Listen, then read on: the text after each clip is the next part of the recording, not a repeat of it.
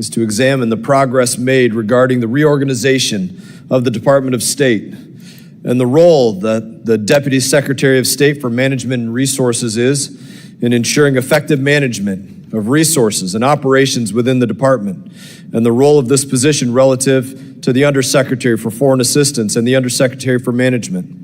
And I'm now going to recognize myself for an opening statement.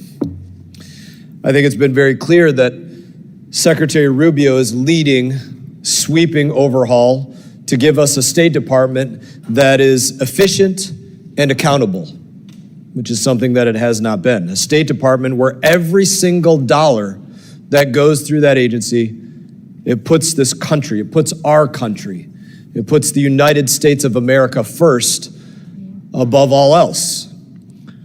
Foreign aid is not benevolence. It's not charity.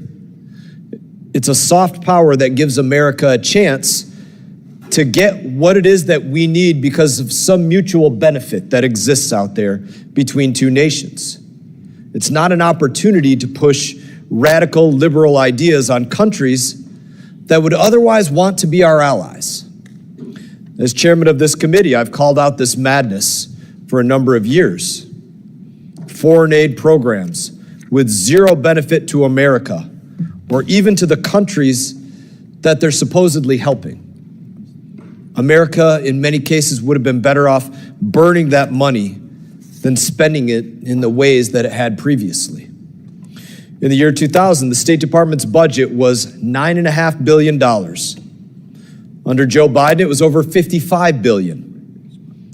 And I don't think that we could say our foreign policy was $45 billion more effective in those years.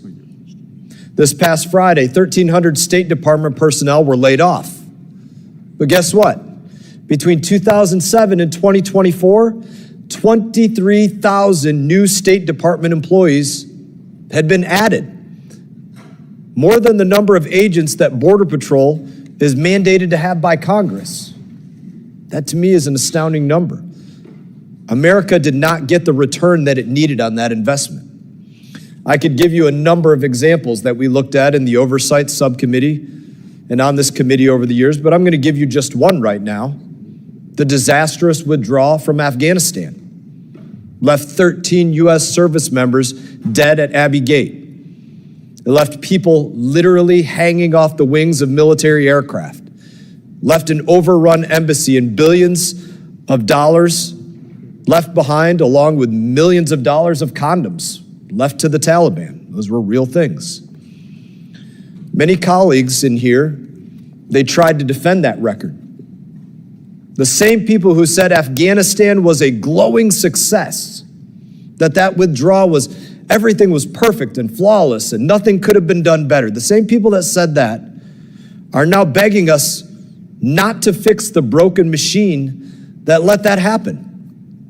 That's not diplomacy, that's delusion. They'll call President Trump's effort to eliminate 1,300 duplicative State Department roles self-sabotage and a gift to our adversaries. What they call self-sabotage, we call accountability for the real sabotage of those who led the Afghanistan withdrawal and the funding of transgender job fairs and LGBTQ musicals and DEI operas and drag show tutorials. Our State Department should not be more concerned with promoting DEI and giving handouts to foreign NGOs than defending the interests of the American people. That is changing. Under Secretary Rubio, that is changing. This isn't disarmament, it's a strategic realignment. America needs a focused and a mission-driven State Department where every dollar and every diplomat puts the United States of America first. A State Department that can answer, not only answer, but actually takes the time to ask the questions, what does America actually need from a country or a region? What do we need from them? What does that country or region actually want from the United States of America? And does what we provide get us what we need, or does it not? Because if the State Department can't answer those questions, then it is not meeting the moment. We need a State Department that isn't afraid of removing career bureaucrats who think they're above oversight. Many of these so-called experts oversaw 2 decades of failure, from botched regime change to a rising China and wasteful foreign aid. That's not expertise, that is inertia. Congress should not be using taxpayer money to fund permanent jobs programs for globalist insiders, in my opinion. We should be funding a State Department that serves Americans. That means being able to explain why $1 should go from a person's pocket to somebody who is in another country, somebody who is not even an American. Why should that take place? They better be able to explain that. If that rattles the career bureaucrats at Foggy Bottom, then good. They need to remember who it is exactly that they work for. Secretary Rubio is not hollowing out the State Department. He is rebuilding it to win. This is about fixing a broken system. Real reform makes the State Department stronger, not weaker. Today's witness, Deputy Secretary Michael Regas, is helping lead that charge. With a background in disciplined resource management and no-nonsense approach to results, he's the right man to guide the next generation of State Department leadership. Mr. Regas, thank you for being here. The American people are counting on you to make sure that our diplomats serve one interest and one interest only: the United States of America. In that, I'm now going to recognize Ranking Member Meeks from New York for his opening statement. Thank you, Mr. Chairman. Deputy Secretary Regas, I appreciate you're here to explain the Secretary's reorganization plans. You know, this is a dark time for American diplomacy. President Trump continues to isolate the United States, alienate our allies, and create space for adversaries like Russia and China to fill the void. We face serious global challenges, from Russia's war in Ukraine and instability in the Middle East to great power competition with China. America's diplomats and development experts are our first line of defense. If we are serious about leading globally, we need a capable, strategic, and fully staffed diplomatic corps. Instead, Mr. Secretary, you and Secretary Rubio are gutting the very institutions we rely on to confront these threats. Just days ago, you fired more than 1,300 State Department employees. Secretary Rubio claims it was to put America first. But the people you dismissed, career public servants, many with decades of experience, working hard just as our folks in the military, believing in America. One soft power, one hard defense, but all patriots of the United States who have all put America first each and every day. They've served in war zones like Afghanistan and Iraq, responded to genocide in Burma, and helping bring Americans home during the COVID crises. Let's be clear. You've created the largest brain drain in the State Department's modern history, occurring as China and others expand their global footprint while we shrink ours. And you're doing it without a plan, proper consultation, or transparency. When this committee asked for a rationale behind the state's 15% staffing cut, no one could answer. Like so many of our oversight questions to your department, we're still waiting.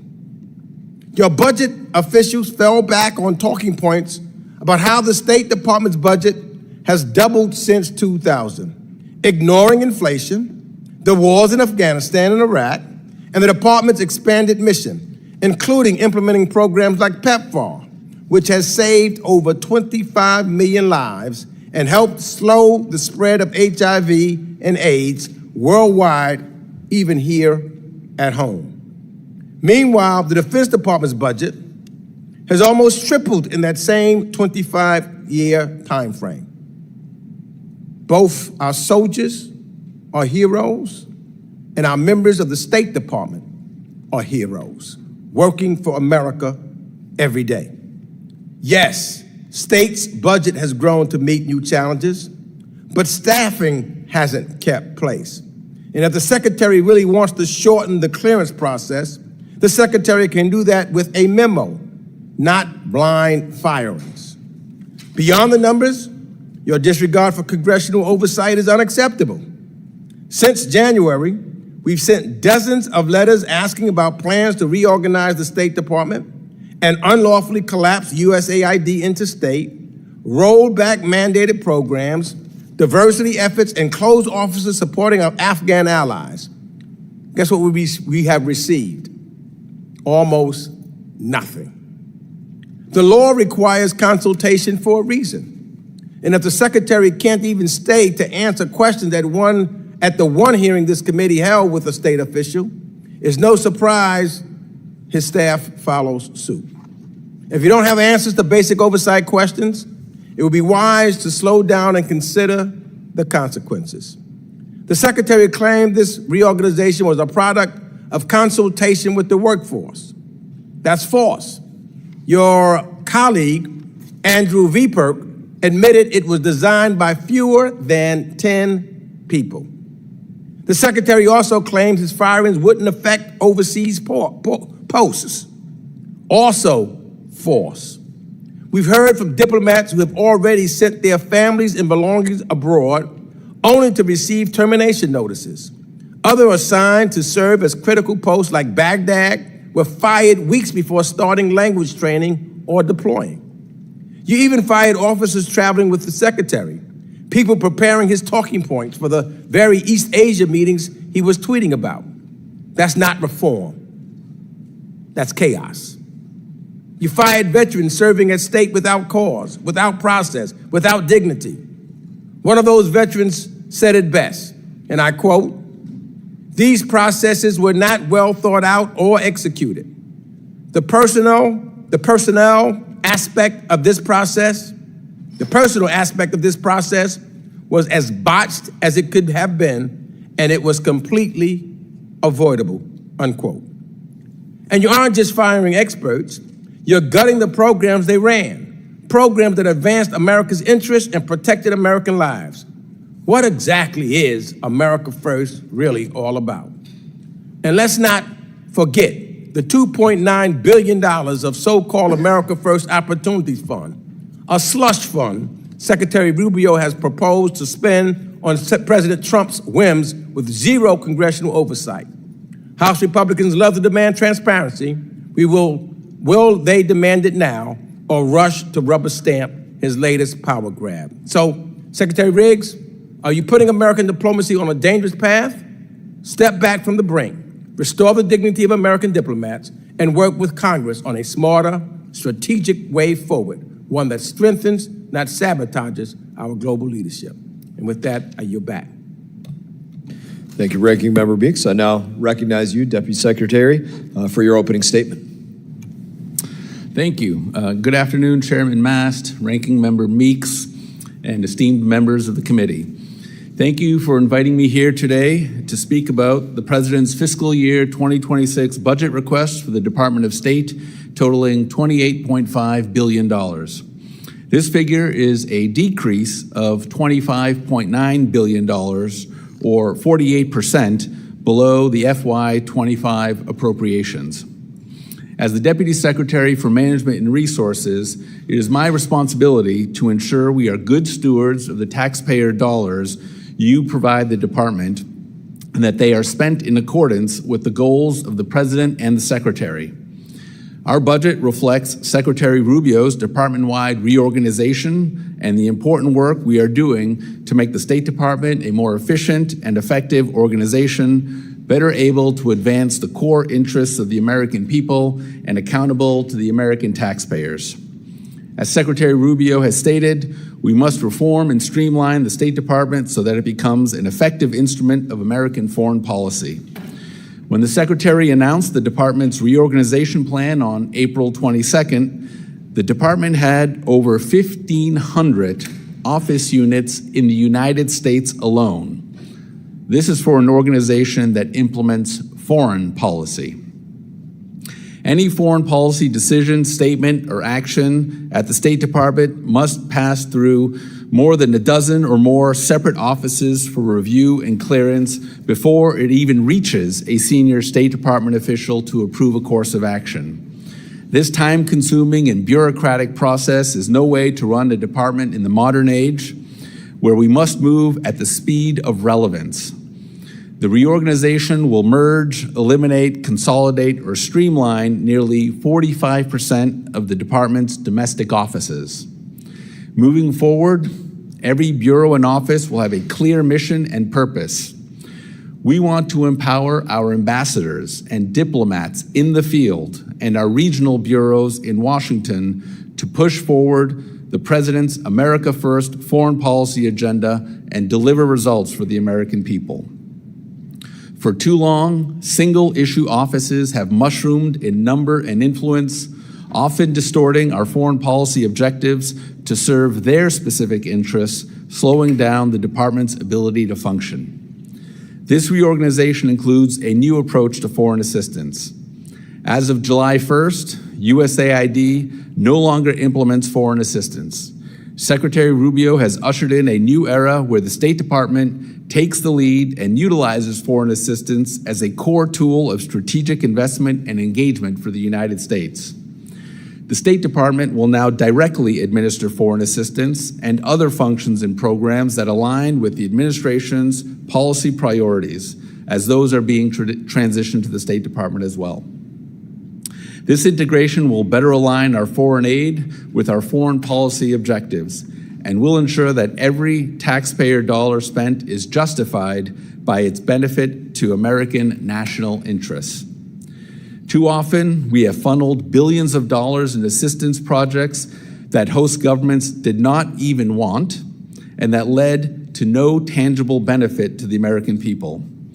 Too often, we've tried to impose divisive ideologies on other countries, which have pushed away potential allies and partners into the hands of China, Russia, and others. Too often, we have failed to leverage our generosity and good relations to bring home real achievements for the American people, the same American people who have bankrolled these programs for decades, which have not provided tangible benefits to their own communities. As the Secretary noted, the countries that benefit most from our generosity often fail to reciprocate that support. For example, sub-Saharan African nations voted with the United States only 29% of the time on essential UN resolutions in 2023, despite receiving billions in assistance paid for by the American people. Going forward, the United States will remain the largest foreign aid donor in the world by a wide margin. China and Russia do not deliver the kind of life-saving assistance that the American people have provided for decades, and there is no sign this will change. But our focus will be on trade, not aid, and we will always advance the interests of the United States. We will put the United States and the American people first in all aspects of our foreign policy, and we will continue to build and cultivate positive, constructive relationships with the governments and people of the world. Congress and American taxpayers expect us to deliver results for the American people, and I look forward to working with Secretary Rubio and this committee to deliver those results. As I've said before, I know that every dollar we spend and every program we fund comes from the labor of a tax-paying American family. Our goal is to have a State Department that is accountable to the American people and effective in unleashing the potential of the world's most talented diplomatic workforce. Thank you for having me here today, and I look forward to answering your questions. Thank you for your opening statement, Secretary. I'm going to begin by recognizing myself for 5 minutes of questioning, and then we'll alternate between each side as we go down the line. I want to start with this. It's my understanding that there was a goal of 15% reduction in force, and that we're either close to meeting that or have met that goal already. And so just beginning with that, what are the workforce modernization priorities that you want to focus on now at this point, if we're getting close to that metric? Sure. Thank you for that question, Chairman Mast. The priorities of the reorganization were to consolidate offices that had similar, duplicative, or overlapping functions, eliminate offices and bureaus whose functions were no longer relevant or were not aligned with the administration's policy priorities, and to focus the work of the department on making sure that everything we did was for the benefit of making America stronger, safer, and more prosperous. And the 15% number that you referenced came from our initial assessment after consulting with the undersecretaries at the department, which at the time were all, I think, with the exception of one, they're all still career officers of the department who are serving as senior bureau officials, where we asked them, what do you need to operate? What does a successful department organization look like to you? And they came back and provided us what they proposed for org charts for the department that they thought ought to be functioning going forward. Very good. I appreciate that. And, I think it's important that you work on focus. You mentioned in your comments just right now, sub-Saharan Africa. And I think I could put a fine point on something you were saying. You were saying, a lot of these sub-Saharan African countries were not supporting the United States of America despite the support they were getting from us. A fine point I would put on that. These were some of the biggest recipients of PEPFAR, and they were giving the United States of America the least amount of support. I think that's a fine point to put on. And if our diplomats aren't paying attention to that, then again, they're not meeting the moment. They're just being delusional about what is supposed to be a soft power and is not really being effective as a soft power. I want to switch gears to something else, and I want to talk about both your role and the other deputy role. We have two deputy secretaries at the Department of State. It's a unique structure. And it brings me to a question about chain of command, and I've kind of thought about it in my mind when one of my kids asks me something, and they don't like the answer, and then they go to my wife and ask her the same thing, hoping for a different answer, and I worry sometimes that can take place within the department. So in us looking for effective ways to consolidate financial management, I'm of the mind that we should consider a chief financial officer for the State Department, and I'd like to know your opinions about that, giving them full statutory authority and everything that they would need in that role. One deputy, one chief financial officer. I'd love to know your opinions about that as a structure. Thank you for that question, Mr. Chairman. The State Department is one of these CFO Act agencies, so it does have a statutory, presidentially appointed, Senate-confirmed chief financial officer position. That position hasn't been filled in a number of years. The duties have been performed by an acting CFO who's generally been the deputy and the head of the CGFS Bureau. I think it would be prudent to consider nominating someone for that role. I think having the DMR role serves as provides sort of a strategic oversight for the department in terms of how we ought to be engaging our resources and how we ought to be managing the department. And the CFO and the other bureaus are more of a sort of an action officer to execute and carry out those functions. So I do think there is a role for the DMR CFO relationship where one is setting the strategy, the other one is executing on it. Well, thank you. I appreciate that opinion. I think I have time for one more question and you having time to answer that. And I want to switch gears one more time to, again, a totally different subject than what we were just covering in the previous two.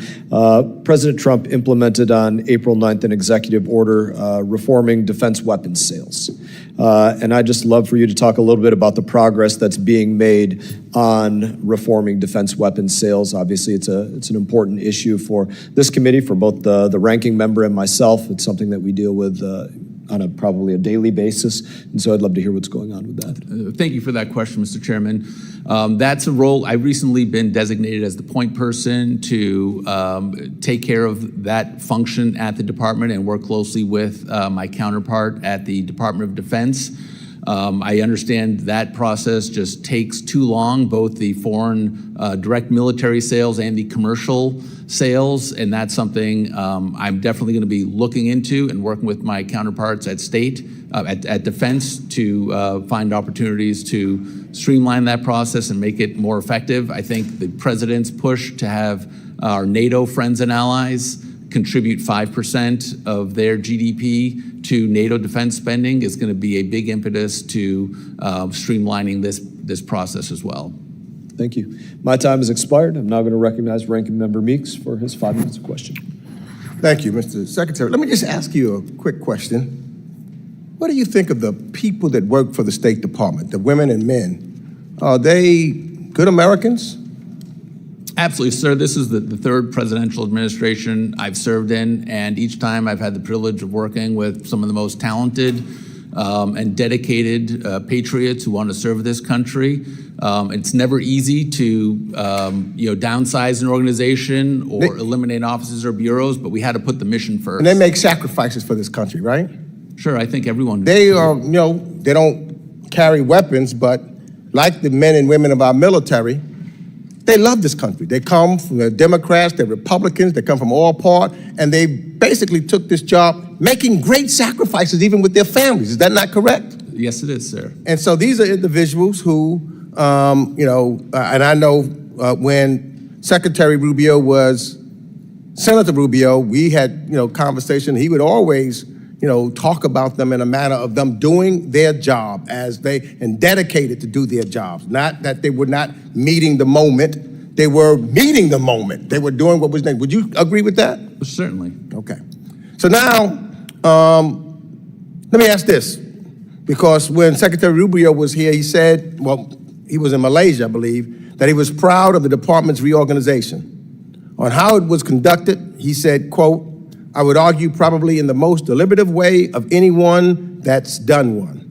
Now, to me, that's a bold statement, and so I would hope that you have some things. So let me just ask you, yes or no, did you develop a detailed national security strategy to define what objectives the reorganization should achieve? Well, thank you. So my understanding is the national security strategy is developed by the National Security Council. But you didn't do anything at the state, because the State Department does a number of things that puts our national defense. They help us with that strategy. So at the State Department, was there any strategy that defined what the objectives of the reorganization should achieve, so that we know we're moving forward? Did you do that? Yeah, I mean, the secretary articulated that on his first day on the job. Well, then, if you did, then it should be something in writing. Can you get us something to this committee to show us what the national security strategy was? Sure, I think the secretary provided extreme clarity on that when he said So I want to see the document that you utilized. So Sure. if you have one, please submit that to the committee. The committee's got oversight responsibility. I would love to see what the strategic strategy was and how you did these firings. Did you conduct a written analysis looking at the costs and the benefits of your proposed changes? Sir, I can tell you the thoughtful It's analysis yes or no. that Was there an analysis done? Certainly, I mean, the individuals So do you have the analysis, sir? who provided us their input, it was Do based you on have their an years of analysis? experience. Do you have an analysis so that we can know what was that analysis looking at the cost and the benefits of the proposed changes? If anybody's doing any work and you're doing something that's really comprehensive, there's an analysis done. You're going to do this. This is the cost. This is why we're doing it. Do you have that in writing, sir? I don't know if we have it in writing, but I certainly know that analysis was done on. If you have it, it should be in writing, and I would love to see a copy of it so that we can have it. If not, then I don't know. Let me say, did you conduct a staff survey of the civil service, foreign service, and local nationals who work with us overseas in our embassies? We did have a portal where we received 650 comments from employees at the Department of State, and every single one of those comments were reviewed and considered, and in fact, some of those comments resulted in changes to the Was those comments in writing? Yes. Okay, can you supply that to the committee also, please? I don't see why not, sure. Now, in my opening statement, I said that one of your colleagues boasted in a briefing, this is what I was, to the committee, that the reorganization was developed actually not by talking to everybody, but by fewer than 10 people. That's what he said to us. Fewer than 10 people. Not going around and talking to everyone in that regards. Is that correct? Was his statement correct? Well, I think there are, 6 undersecretaries? So if you count to the 6 people who are the most senior and most responsible for the various, organizational families at the department, that would be a minimum. And if you add 4 more people to that, I'm not sure how all of the bureaus, you tasked the 6 undersecretaries. I just want to submit this for the record, Mr. Sure. Chairman. I have a State Department document of frequently asked questions from May that I'd like to enter into the record. It says, quote, the present assignment of foreign service employees is not a factor for RIFs. It's ordered. That I yield back. Chair now recognizes Representative from New Jersey, Mr. Smith. Thank you very much, Mr. Chairman. Thank you for convening this hearing, and Secretary Regis, thank you for your testimony and your leadership. A couple of questions. Marco Rubio, Secretary Rubio, gave a very interesting turn of a phrase when he said global spanning NGOs are part of an industrial complex at taxpayers' expense. I thought that was, no matter what the organization is, you got to make sure that the groups that we fund, the taxpayers subsidize, are doing the job and they're doing it efficiently, effectively, and inside the parameters of what the mandates are. So I thought his comment, which I read on the State Department's website, was excellent. Let me ask you a question. You talked about in your testimony about the 1,500 office units in the U.S. For an organization that implements foreign policy.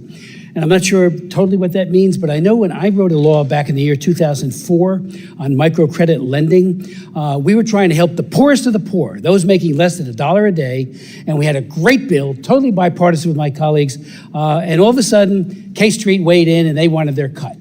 And I was outraged by it. And we ended up, when we got it over to the Senate, we lost. They had to get their piece of it at the expense, in my humble opinion, of the poorest of the poor. And I'm not sure if that's what you're talking about, but are these people, maybe they mean well, but boy, some of the NGO leaders get unbelievably large salaries, 3 and 4 times what any member of Congress might make. And I wonder about that kind of subsidization for them. So maybe you want to speak to that. And as part of modernizing the department, what steps are being taken to monitor U.S. foreign assistance to avoid waste, fraud, and abuse? If you could speak to that as well. And one last thing that for 4 years, I tried desperately to get information out of the U.S. Department of State and especially USAID about monies that were flowing, not only to PEPFAR, but elsewhere. What are we doing? Who are we subsidizing? How much are they getting? And especially, what are their sub-grantees getting? It was like pulling teeth. I would get these spreadsheets that weren't worth the paper they're printed on. Then I would also ask, as part of the data requests, what are they doing with it? Okay, you just gave $3 million to a sub-grantee. What are they doing with it? Crickets. Could not get it. So I thank you that you're trying, and I thank Secretary Rubio, to really get to some transparency, and we will get to it, because I couldn't get it. I met with Samantha Power, went over and met with her in her office, and very nice person, but I wouldn't get the information. How do you do oversight? And our subcommittee was tasked with that oversight, and we couldn't get it. I have paper trails of all this stuff that doesn't mean anything, frankly, because I don't know what that means. It's like saying, here's the scores of yesterday's game, 8-4. 3-2. Who are they? We had no idea, and what they were actually buying with U.S. taxpayer funds. So the transparency issue is, to me, so extremely important. I know you're focused on that. And finally, just let me ask you, if I could, the Deputy Secretary of Management Resources advises the Secretary on the Department's participation in the National Economic Council and interagency economic policy matters. Is that not the role for the Undersecretary for Economic Affairs or the department's chief economist? So thank you for that question, Congressman. With respect to foreign aid, we've gone through, and I've got a whole list in front of me, and this has been articulated, I think, previously with respect to how money from USAID was being spent on all kinds of things that were completely unjustifiable. What we've proposed in the FY26 budget is the America First Opportunity Fund. I know that got some criticism from the ranking member on that, but I think what that proposes to do is to ensure democratic accountability on how those funds are being spent. You see the president every day in front of the cameras taking questions from the media in the Oval Office, in cabinet meetings, when he's about to get on his plane, when he gets off his plane. He's completely accessible. The secretary is as well. And if anyone wants to ask a question about how foreign assistance money is being spent or how dollars from that fund are being spent to advance America's interests, they have an opportunity every single day to do that. By contrast, how these funds were spent at USAID, nobody knows who to ask why those monies were spent or who made the decision to spend money on $1 million for voter ID in Haiti. I mean, there's page after page here I have of examples like that. With respect to your question on the role of the Deputy Secretary for Management and Resources, This position provides sort of strategic oversight of the management and resources of how the department conducts its affairs, with oversight, primarily of the M Bureau and of the F Bureau, but really department-wide. These other bureaus and officers are the action officers for those, taking care that that strategy is effectively delivered down the chain of command in what they do every day. Chair now recognizes Representative Sherman. Thank you. Mr. Chair, I'd like to deal with a couple of your comments. You point out that 13 brave American soldiers died in Afghanistan under the Biden administration. I'll point out 65 died under the first Trump administration. And Trump could have signed the unconditional surrender that he signed in 2020 in 2017. Instead, he kept us there, accomplished nothing for our country, provided billions of dollars in weapons to Afghanistan with no plan to recapture them, and most importantly, freed 5,000 bloodthirsty terrorists, and then blames Biden when he leaves him with an Afghanistan that has thousands of American soldiers and 5,000 recently released bloodthirsty terrorists, that the bloodthirsty terrorists try to kill the Americans. But what also concerns me, I represent the Pacific Palisades. Trump came to our district and said, my constituents should sleep outdoors with no aid until our governor changes his policy. And I thought that was the most outrageous thing I'd heard, until I hear that people in Africa should die of AIDS until their government changes how they vote in the United Nations.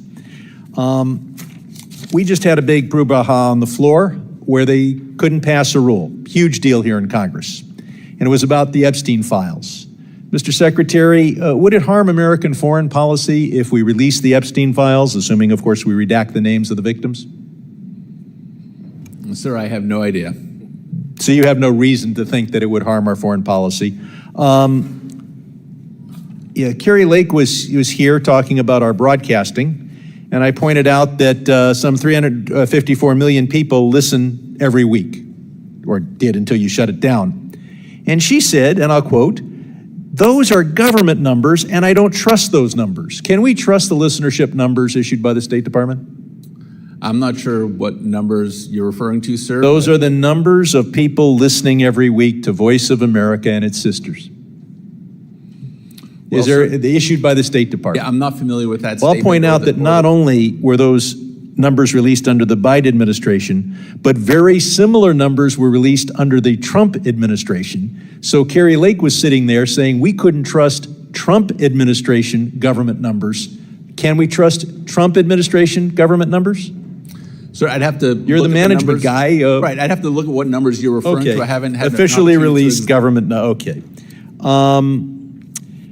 Secretary Rubio sat right there and told us no one had died as a result of the cuts to our foreign aid. Does the State Department stand by that conclusion? No one's died? I would stand by Secretary Rubio's statement, sir, yes. Okay, well, we have behind me the first to die, the first child to die, because you cut off his AIDS medicine. But we're going to have 3.3 million people die as a result. And not only do we have that, we have the effect that cutting off aid does to migration, but also to diseases that affect us here in the United States. Because most of those 3.3 million people are going to die because of tuberculosis, malaria, and AIDS.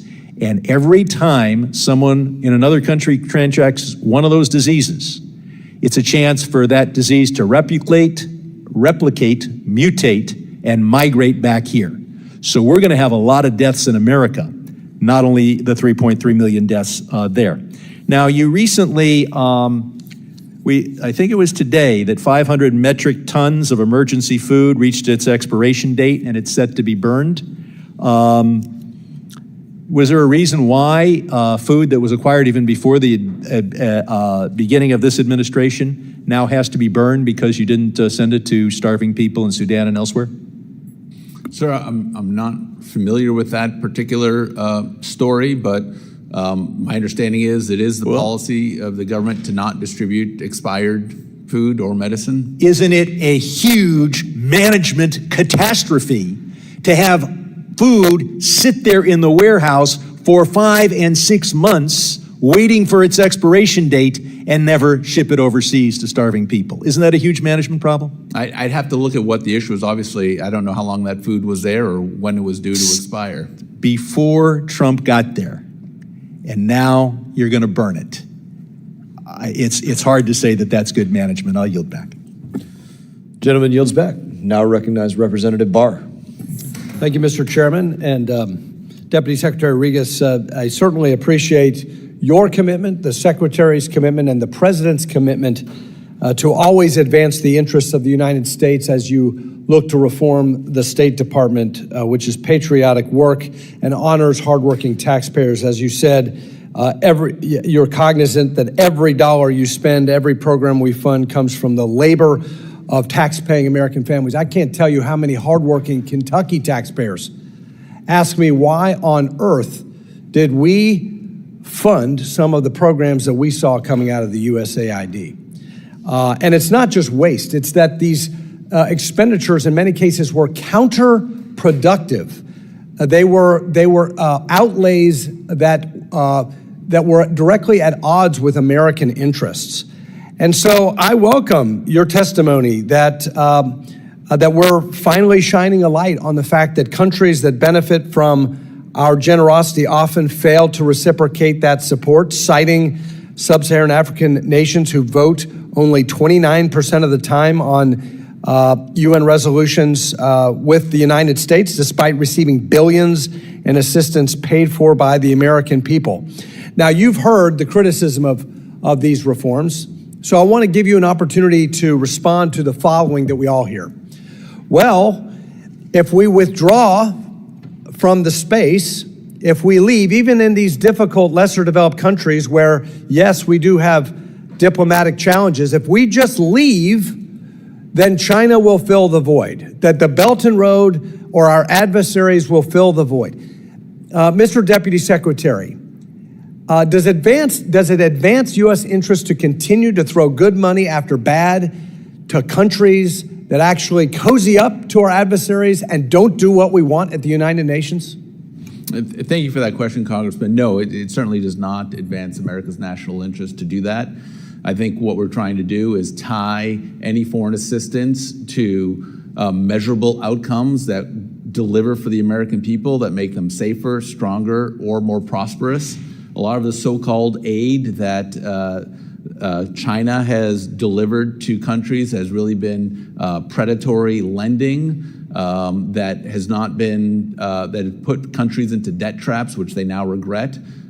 So I think, and the aid that we have, the so-called aid that has been delivered previously by the government of the United States through USAID has been things that the governments did not want, did not need, and was often promoting divisive ideologies in those countries. And true or false, after the proposed budget is implemented and the streamlining and reforms go into effect, the United States will remain the largest single foreign aid donor in the world by a wide margin. By a wide margin, that is correct, sir. Let's take one example of U.S. aid funding under the previous administration. Under the Biden administration, USAID provided over $500,000 to empower Uganda's LGBT community to push back against their own government's policy, and another $5.5 million grant to shift public perception and attitudes in Uganda, a very socially conservative place, towards LGBT acceptance and train LGBT individuals on the skills needed to engage in the economy. As a result of that policy, Uganda agreed to a deal with China to finance a $5 billion oil pipeline. Was that foreign assistance to fight this country, Uganda, was that in the interest of American national security to push that country towards China? No, I think anything that we did, that the prior administration did to push countries into China's arms were certainly not in the interest of the United States. No, so it's not just about honoring our taxpayers, it's about advancing American interests.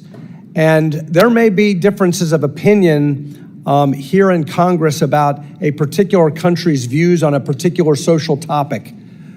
But I think that the job of the State Department is to advance American interests. And that's why I am so grateful to you, the Secretary, the President, for reimagining our foreign assistance programs and prioritizing what is in the interests of this country, not other countries. I don't have any more time, but I just want to reiterate.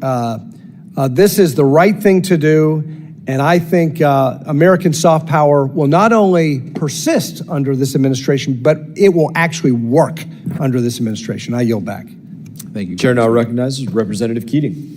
Thank you, Mr. Chairman. President Trump, after years of having what he termed pleasant and friendly conversation with his friend, the person he admired as a genius, President Putin, suddenly realized he was being played for a fool. And he, indeed, his words, realizes that Putin was giving him a whole lot of bullshit during that time, and that Russia was continuing to bomb innocent civilians, women and children, in the process, and he changed his policy in that regard. And so I want to ask you this question. Why did you fire the entire team investigating war crimes committed by Russia in Ukraine? Why were those people fired? Sir, I believe that office was consolidated, and the work of that office, it will be conducted by the regional bureau and by the staff at posts overseas. Now, all of this is fine. People are let go from there that we're assisting. I worked with the prosecutor from Ukraine as they were training their own people to deal with these. Here's the kind of crimes they've been committing. They've been committing serial rapes of teenagers by Russian soldiers. They were targeting maternity wards of hospitals. They were targeting emergency responders coming to aid to give medical care to these innocent people that were being attacked. They committed torture of the worst kind against innocent civilians in communities like Busha. They also took 20,000 children, abducted them from their families. Who knows where they are now? These are the kind of crimes that they're committing. And accountability. I mean, this administration, I guess, is talking a lot about accountability for teenagers undergoing sexual assaults. Well, what about here? What about what happened here? Making cuts in that area right now is critical in terms of helping Putin use terror against civilians to continue this. I just can't see the priorities of however you call cutting, reorganizing down, it's the same thing. You're taking a team that was there working for years, helping accountability occur. That's so important after this war is finally over to have this happen. Now, you've also consolidated, whatever terms you want to use, you've eliminated 2 offices in the Bureau of Counterterrorism and Violent Extremism. And this is at a time when at home, you're saying these are the greatest threats we have. Whatever small increment of money there is that could have helped that, play it against the billions of dollars that are being used now by our government. Lastly, in this great bill that was just passed, I say it sarcastically, and the money that was spent there, going around taking people off the streets with no criminal background, no violence, but you don't have enough money to counter the violent extremism that's coming from other countries. I mean, no wall can stop some of that effect here as a threat. People work and aspire people here to get involved. But you're cutting in that area is so short-sighted if you're really worried about protecting the American people as a whole against violent extremism all the way from ISIS to Al-Qaeda. So those are the areas you're cutting. You're cutting in areas dealing with our NATO allies, our greatest asset that not only Russia, but we have our greatest asset against China that they don't have. And you're cutting in those areas as well. So you're looking at all these areas, taking great pride in making these incremental cuts and saying you're just reorganizing when indeed you're cutting. And your rationale is we're making America safer. Well, you're not being good stewards, in your words, of Americans in terms of their safety. You're not being good stewards in terms of the threat from violent extremism. You're not being good stewards in terms of the threat of to the American people with Russia. And indeed, you're not being good stewards with what's going to happen when China views the actions of the U.S. in this regard and comes in, not only makes their influence greater, but makes their threat to the American people greater as well. I yield back. Gentleman yields back. I found the comments amazing. I wouldn't be sarcastic about cutting Americans' taxes, which is what the big, beautiful bill was, while being serious about sending their money abroad. That seems very misguided to me. I now recognize Representative Kim. Mr. Chair, since you said that, I wouldn't be so cavalier about putting $5 trillion of debt to pay for that for our children and grandchildren. This is a government that spends way too much money, and I thank the Secretary for working to take care of that, especially with dollars being sent abroad to other places, foreign countries, foreign NGOs, foreign terrorist organizations. But if you want to be sarcastic about cutting the taxes of Americans to do those things, that to me seems cavalier. I'll just let it rise, other than to say the things I addressed in my remarks were about threats to Americans. I'll let Probably it go. wise to let that go. Representative Kim is recognized. Thank you, Chairman. I want to thank Secretary for joining us today. On May 29, 2025, this year, the committee received notification of the department's intent to reorganize its domestic operations and functions. As part of this reorganization, the department is eliminating the Bureau of Energy Resources, or ENR. So I want to talk to you a little bit about that. And also in testimony before the Senate Foreign Relations Committee in May, Secretary Rubio stated, energy is going to be at the forefront of foreign policy for the next 100 years.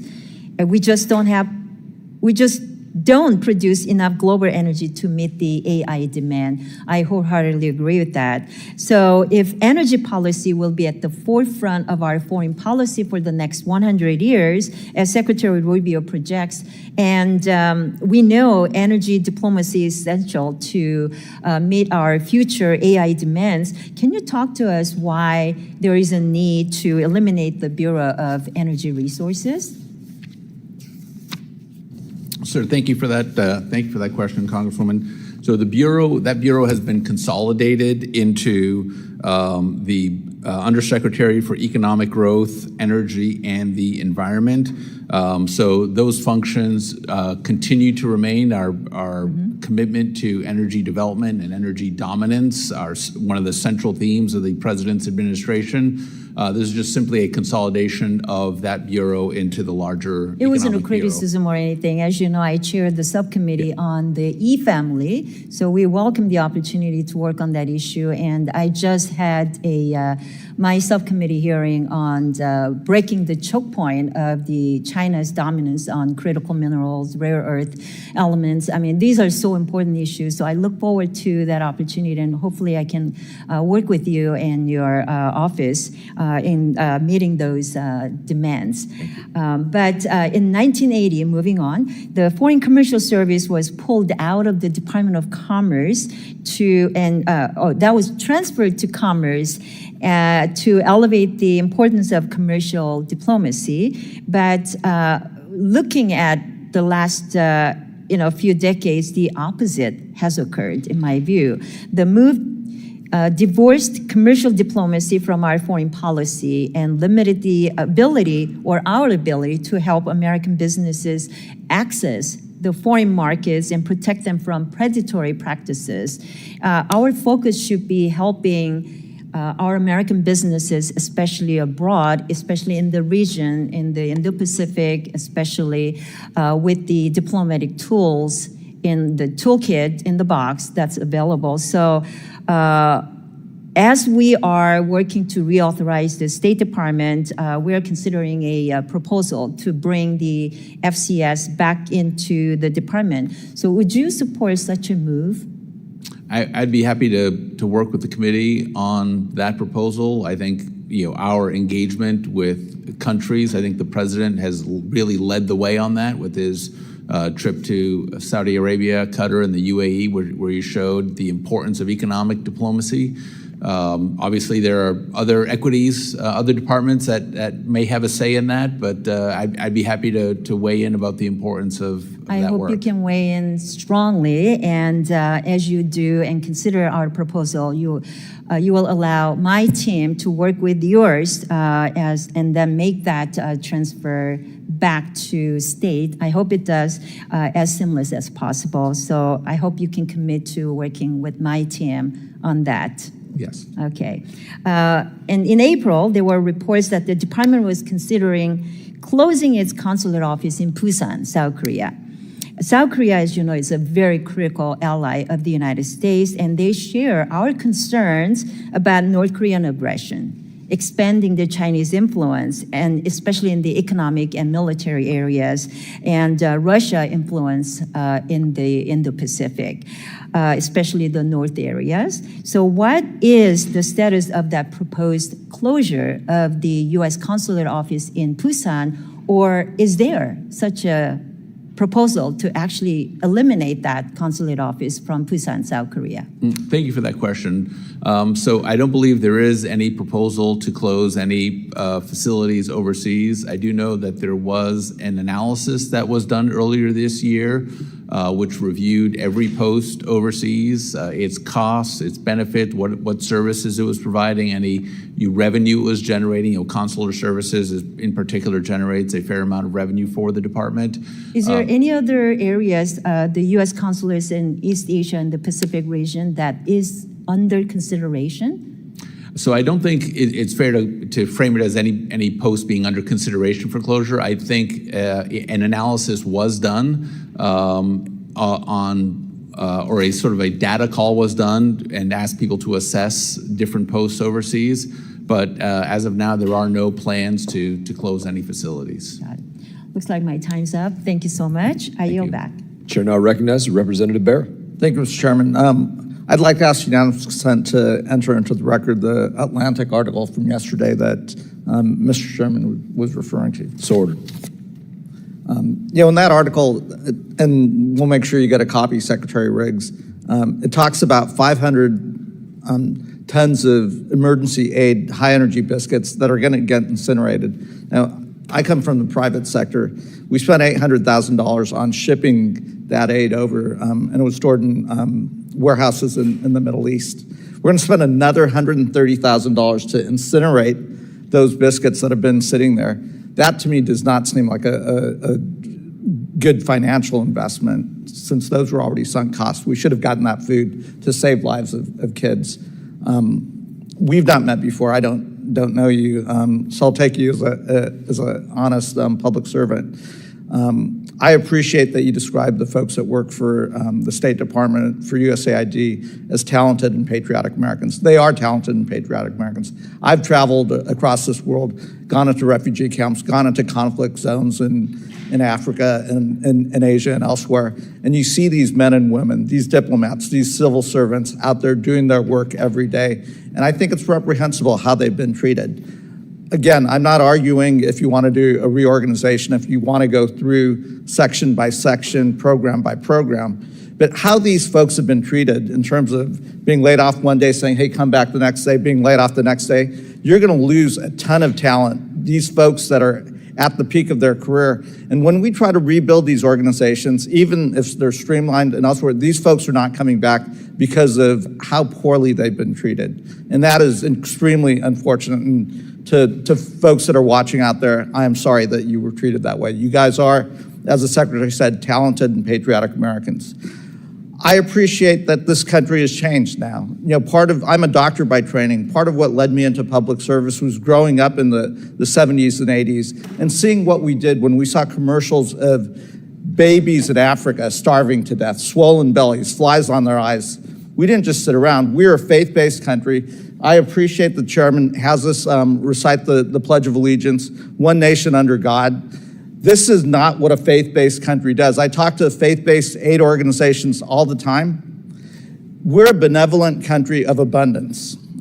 Our values are saying those folks that are dying out there, even if their governments don't agree with us, even if their governments don't vote for us, we don't want to see kids die. Is that who we are? Are we going to change who we are as a country? That isn't what I believe that I believe in. I think this is a great nation, the United States of America. I think we're a nation that has been blessed. And I think we have a responsibility to lead the rest of the world based on our values.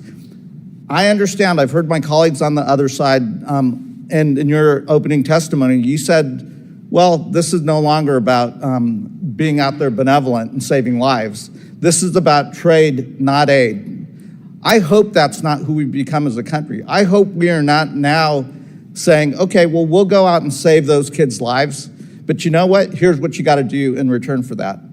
Again, that's not the America that I believe in. We designed a system that both supported American farmers, supported our economy, saved lives, put food out there, put medicines out there. Mr. Sherman's correct. Millions of people are going to die around the world because we're not there, because of the vacuum. Secretary, do you know what percentage of our budget goes, the United States budget goes to foreign aid? Is it more or less than 5%? Oh, it's certainly less than 5%. Is it less than 2%? So, yeah, I believe it's less than 1% of the total foreign budget. I think it is less than 1% of our budget. So if we spend less than 1% of our budget, but we actually do good work around the world, we save lives. I've been to refugee camps where I see that American flag and it says, from the people of the United States. I've gone into villages post the Ebola crisis where they greet us and they're cheering us and they're saying, thank you to the people of the United States. You saved our lives. That is what we do. That is what this is about. That is who we were blessed to be as the United States of America. I don't want to be China. I don't want to be Russia. The way they operate is purely transactional, and they don't do it for the betterment of the world. The world that we've created post-World War II, the United States of America, we damn well better be proud of it, and I am extremely disappointed that what is happening under this administration is going to leave us weaker and less benevolent and more transactional. And with that, Mr. Chairman, I yield back. Thank you, Mr. Barrett. I think you speak true to your heart. We've traveled together, we've been together.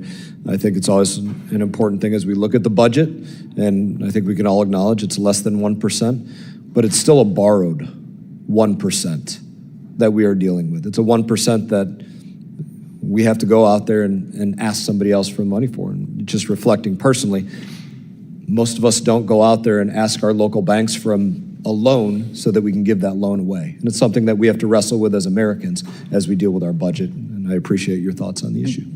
I'll just make one comment. I completely agree with your comments, Congressman. The life-saving humanitarian assistance has been exempted from the Secretary's Foreign Assistance Review, so that aid would continue to flow. I think we're looking at all of these other examples that are not this life-saving kind of humanitarian assistance. And even to the extent that we are providing that aid, there has to be some kind of graduation strategy so that 1 year, 3 years, 5 years down the road, these countries are able to assume that obligation themselves for their populations. But don't incinerate food aid that is out there, like the aid that is in warehouses, et cetera. Deliver that aid to folks before it spoils. Yeah, it's going to cost a little bit to sign those contracts and so forth, but let's not, those are sunk costs. Get that food to folks and let's save those lives. Chair now recognizes Representative Kane. Thank you, Mr. Chairman. And thank you to Deputy Secretary Regas for being here today. As we evaluate the work that's being done at the U.S. State Department, it's vital that America's global health programs continue to prioritize American innovation. I look forward to hearing how the State Department is continuing to implement U.S. global health priorities that protect all Americans. The State Department has an integral role to play in implementing global health programs like PEPFAR. Can you provide an update on the status of PEPFAR transition planning to partner country ownership? Sure, thank you for that question, Congressman. About 85% of the funds for PEPFAR for direct care is what we requested in the budget. The 15% that was not requested are for countries that we assess have the ability to execute those programs on their own. There's an overall 54% cut for administrative non-direct care funds for PEPFAR. But again, as I mentioned, like the 15% reduction represents our philosophy that as countries are able to administer these programs themselves, they should be taking on that responsibility. When will effective transition planning for partner country ownership for PEPFAR begin to move forward? And if conducted on a country-by-country basis, what countries do you plan to assess first? Thank you for that question, Congressman. I think I'd have to refer that question to the Bureau administering the program to get their assessment on which countries are sort of further up the chain when it comes to their ability to administer the program, but we would certainly start there with those who are most able to carry out the delivery of the aid. And America's innovative companies have long been a cornerstone of America's global health efforts. Could you share how programs like PEPFAR and Gavi can utilize American products to ensure effective solutions to global health problems? Sure, we are leading the world when it comes to innovation in pharmaceuticals and life-saving treatments, not just for Americans, for people all over the world. When it comes to PEPFAR, I think that's been a great example of how aid has been delivered. But the second letter in PEPFAR, the E, stands for emergency. And this was an emergency program implemented over 20 years ago. And I think we need to ask ourselves, how long can a program be an emergency, and when can we sort of move to a graduation strategy where countries can begin to take this responsibility on themselves and to move into a more normal kind of environment. Thank you. I yield back. Thank you. Gentleman yields back. Chair now recognizes Representative Olszewski. Thank you, Mr. Chairman, and I want to thank you, Deputy Secretary Regas, for your time and for your service. I did hear in your confirmation hearing that your father spent over 25 years as a public school teacher. That's right. Please thank him for his service as a former public school teacher myself. Oh, thank you, I will. Colleagues, as we know, the administration claimed to shut down USAID, and while we can sit here and debate whether or not the process was legal, we can debate whether it was warranted. What we don't want to do is debate facts. And so a few weeks ago, Secretary Rubio wrote a eulogy of sorts for USAID. Unfortunately, it was a lie-filled mess. So I wanted to ask you, Mr. Regas, as the Chief Operating Officer of the State Department, I want to get your feedback on a few of the statements in that document. The first claim from Secretary Rubio was that, quote, USAID had a near infinite taxpayer budget. Is that a statement that you agree with and support? I think when you look at the spending that was taken, that the USAID department undertook, it's hard to justify how a lot of those dollars were spent unless people felt that there were no more important uses for those dollars than some of the, frankly, very wasteful spending that was done. Okay, and I think as a member of this committee, I'd be more than welcome the opportunity to talk about how we could best spend those resources. But for me, it's just interesting that he would say that, considering back in 2017, he said, quote, foreign aid as a part of the overall budget. I know this just came up with the ranking member, is less than 1% of the total amount. I think you guys just talked about that and agreed. And anyone who tells you that we can slash foreign aid and it will bring us to balance is lying to you. So just, it might be a small number, we might disagree on how it's spent, but it certainly doesn't sound like near infinite to me. A second claim that Secretary Rubio made was that, quote, USAID marketed its programs as charity rather than instruments of American foreign policy intended to advance our national interests. Is that something you would support in terms of a statement about USAID? I think if you look at sort of the mindset how else could you describe the mindset that would inform some of the spending that was done that was not life-saving humanitarian aid, but was kind of all of this social engineering spending that was not advancing American interests, and even the host countries themselves we're not asking for it. Someone described it to me as sort of a reverse robbery where we hold a gun to their head and tell them to take our money.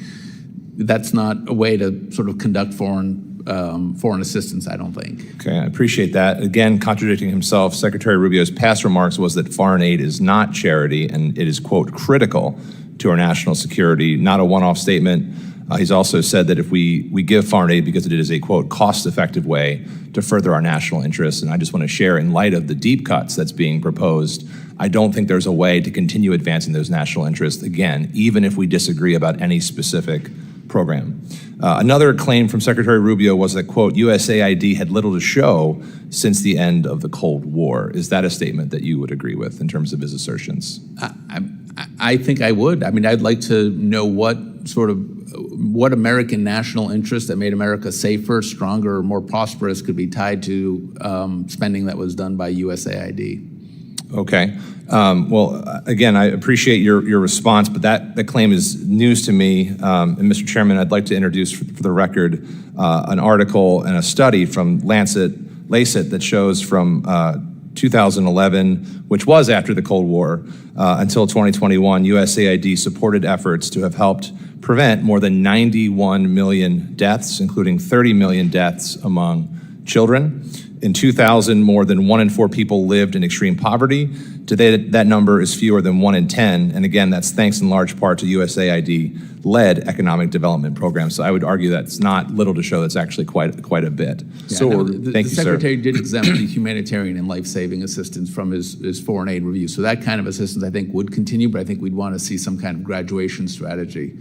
Again, I think it just will be hard to graduate when we are absolutely gutting all of that, including those economic development programs, which has, as I understand it, very little congressional oversight. It's one big lump sum with little oversight. So as I've said countless times on this committee, I'm all for reform. I'm willing to work with anyone to make sure our taxpayer dollars are used effectively. But as we think about the future of foreign assistance, we want to make sure that we're telling the truth about what's happening to the American people and being real about what the numbers represent and what that might limit us in being able to do. So again, I thank you for your time today, and Mr. Chairman, my time is up, and so I will yield back to you. Thank you. Thank you. Chair now recognizes Representative Self. Thank you, Mr. Chairman, and thank you, Secretary, for being here with us today.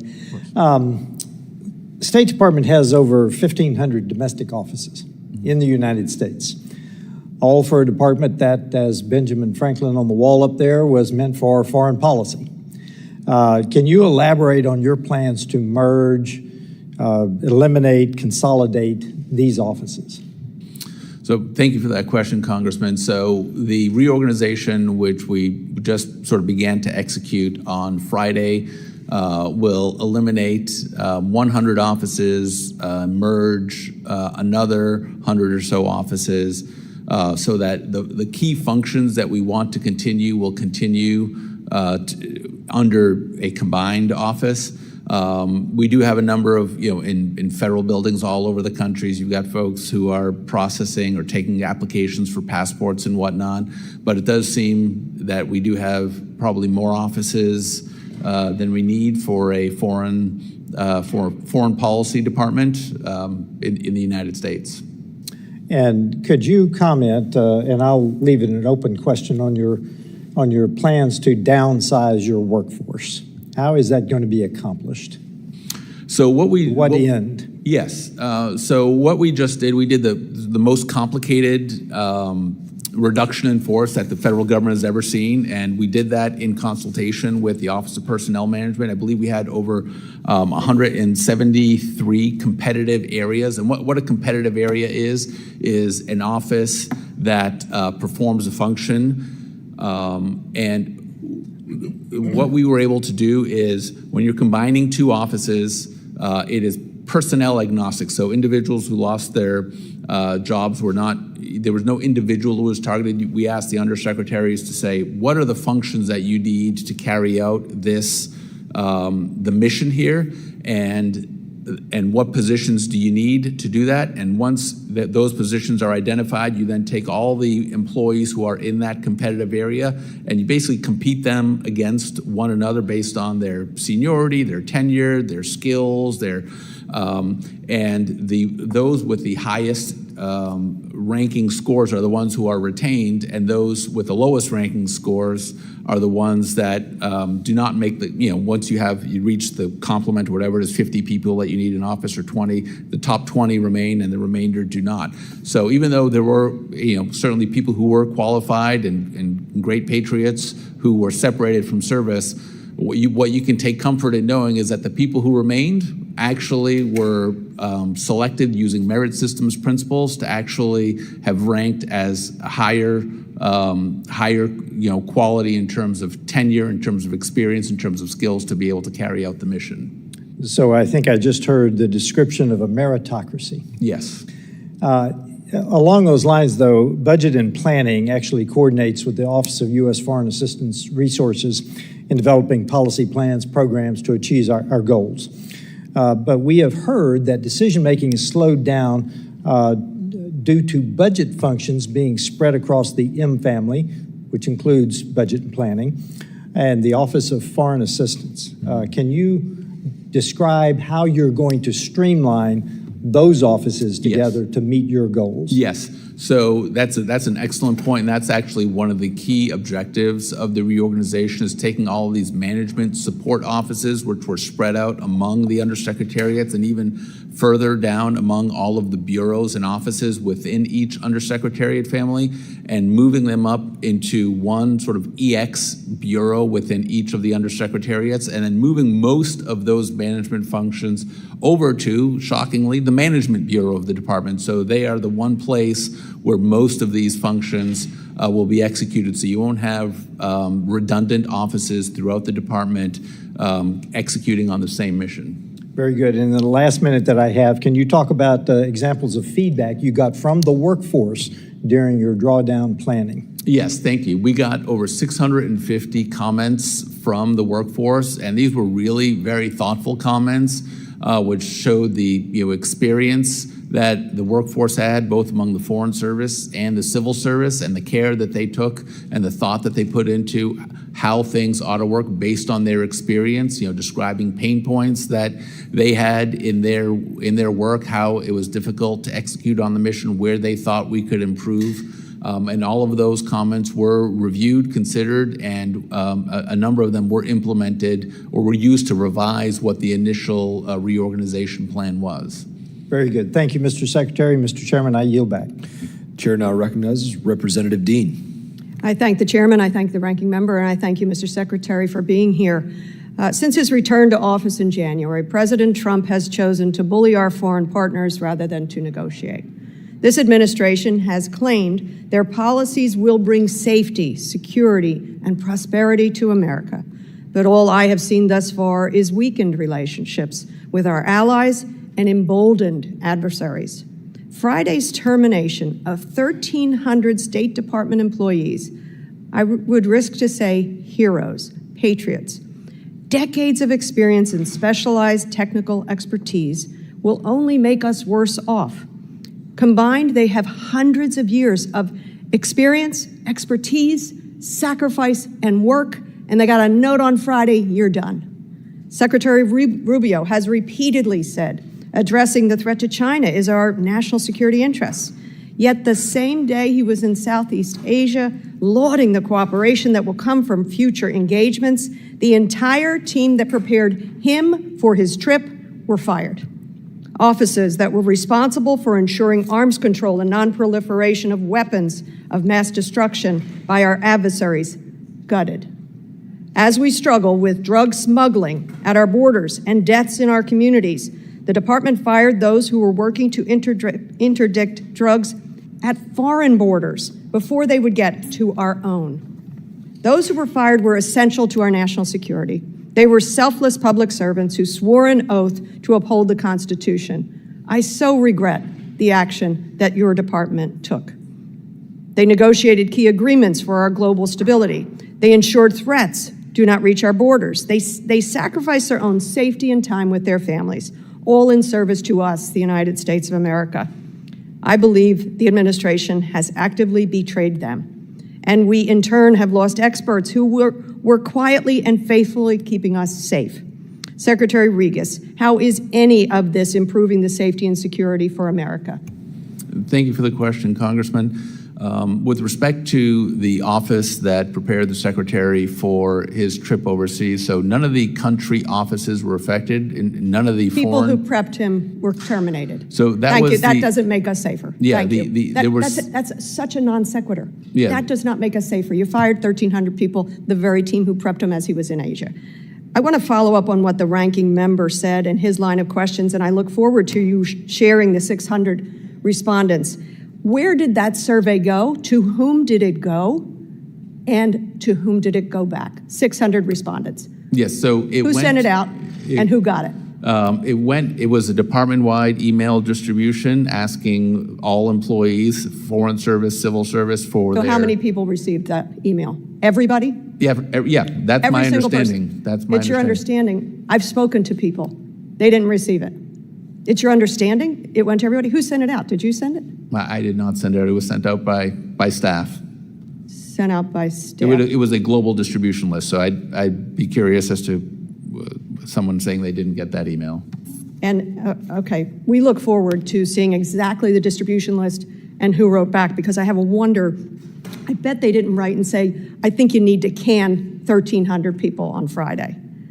Let's talk and shift to Gaza Humanitarian Foundation, the newly formed Gaza Humanitarian Foundation. Do you agree that the American people deserve to know where their taxpayer dollars are being spent and for what policy objectives they're being used? Certainly. Do you know that all foreign assistance programs are required to conduct risk assessments for funding they will administer? That sounds right to me. It's true. Nevertheless, it has been reported that the State Department waived 9 mandatory counterterrorism and anti-fraud safeguards to rush the $30 million award in simply 5 days for this startup, Gaza Humanitarian Foundation. Sound like the right way to go about that? I'm not familiar with this particular situation, but I'd be happy to look into it. You're familiar with the famine, the deprivation in Gaza, the fact that other programs are there, like Mrs. Cindy McCain World Food Program, that have been working faithfully there for a very long time, not to mention UNRWA. 5 days, $30 million grant, and they waved through 9 mandatory counterterrorism reviews. Do you think that's efficient and effective? I'd have to look at that particular situation. I would think you would want to. It's within your purview. It's Right. $30 million. Yeah, Let me move on. Sure. This organization has been rejected by Humanitarian and Human Rights Organization. It's proving to be a death trap for Gazans. Do you know that, and I want to ask as I end here, I recognize my time is up, Mr. Chairman, nearly 900 Gazans have been shot and killed desperately seeking food in some of these aid areas. The chair Thousands. will remind members that you're more than welcome to put a question in writing through the chair, and that And I will be seek submitted. more questions. I seek unanimous consent to enter onto the record. May I tell you what I have? Yes. Thank you, Mr. Chairman. An article. 2 articles. Gaza, 875 people confirmed dead trying to source food in recent weeks. And then a Reuters article, former Ordered. Doge employees rushed grant to Trump-backed Gaza aid group over staff objections. So ordered. Thank you. With that, gentlelady's time has expired. With that, the gentleman from Pennsylvania, Mr. McKenzie, is recognized for 5 minutes. Mr. Deputy Secretary, thank you for being here today. And I'd like to start by thanking you for all the tremendous work that you're doing at the department. We have contacted your office and the department a number of times to help with particular passport and immigration-related issues, and just can't thank you enough for, again, the incredible work. Regardless of any changes or anything you've made, the impact that I can say for my constituents and our office is exceptional. So really tremendous job that you and the department are doing there. We have heard great things about the online renewal process for passports. The one area, and it's not necessarily a new issue, it's something that has been going on for years, is a small category relating to P2 visas for internationally recognized entertainers. We have a number of cultural events in our local community things from Music Fest to the Ukrainian Homestead Festival, where these international entertainers want to come into our community for just short periods of time, do their work, provide great entertainment, cultural experiences for those in our community. But unfortunately, they have been many times getting hung up and then ultimately missing the one event that they're looking to be able to possibly attend or perform at. So just want to talk to you about what you might be able to do to help us speed up and improve that process for P2 visas. Thank you for that question, Congressman. I'd be happy to look into any specific issue you have with that visa or any particular case. But if there are issues with that visa, I'm happy to take that on board. Well, I appreciate that. And again, this is the type of action that we've seen out of the Trump administration the entire time that you've been there, is your willingness to tackle these issues. And the staffing and funding that you're looking for, I think, is the right-sized approach for putting American priorities first around the world, but also making sure that our constituents back home are getting the services they need. So I want to thank you again for all the work that you and the Trump administration are doing, and look forward to continuing to work with you. We'll follow up after the hearing. Thank you again. Thank you, Congressman. Gentleman yields back. Back. With that, the gentleman from Illinois, Mr. Jackson, is recognized for 5 minutes. Thank you so much, Chairman. Thank you so much for your time in coming out today. To start this series of questions, I'd like to ask you, could you please furnish for us a definition of woke? What does woke mean? Well, sir, I mean, I think in popular parlance, there's a lot of people have a lot of different definitions for that word. Your definition, please. I don't know that I have a definition. Okay. Do you find something particularly offensive about diversity, equity, and inclusion? Do you think it should be illegal? I think how it's been applied, sir, seems to have been in violation of American civil rights law. Okay, well, that's incorrect. But let me get on to my other questioning. This administration has made no secret of its hostility towards diversity, equity, and inclusion programs, shutting them down, not just at the State Department, but across the federal government. That's your prerogative, as you know, even if many of us believe, as a co-equal branch of government, we believe that it undermines our national security and weakens our diplomatic corps. But let's talk about the implications of your obsession with diversity, equity, and inclusion over diplomacy. As you well know, federal and foreign and civil service officers rotate assignments. A career official could have landed in a job focused on increasing recruitment that was required by law and retention of a diverse workforce through a standard assignment in a general cycle, which is hardly a political assignment. In fact, working to ensure that the department's workforce reflects the America it represents sounds very patriotic to me. It's an asset that the United States has. I want to ask you, before this massive firing took place, what safeguards were in place to protect career officers from being targeted for removal simply because they served in a portfolio this administration now deems politically undesirable? So the functions, the offices and bureaus that were eliminated, some offices were eliminated, some offices were combined that were duplicative and but what was the criteria? Overlapping functions. If they were not sort of a core foreign policy mission of the United States, that's, I think, one of the number one criteria, or if it was an office that no longer was relevant. All right, well, let me go forward, if you don't mind, in the interest of time that we have, because I was getting a bit of word salad and couldn't figure out what you were saying. I know you to be an upstanding and lawful abiding citizen. Section 5403 of the 2022 NDAA strengthens recruitment of underrepresented groups, mandating outreach to universities, employee affinity groups, and expanding paid student internships, among other actions. But now, under Secretary Rubio's leadership, which is substantially different than Senator Rubio's leadership, employee affinity groups are not allowed to meet, outreach efforts are paused, and critical recruitment programs like the Payne Fellowship have now been terminated.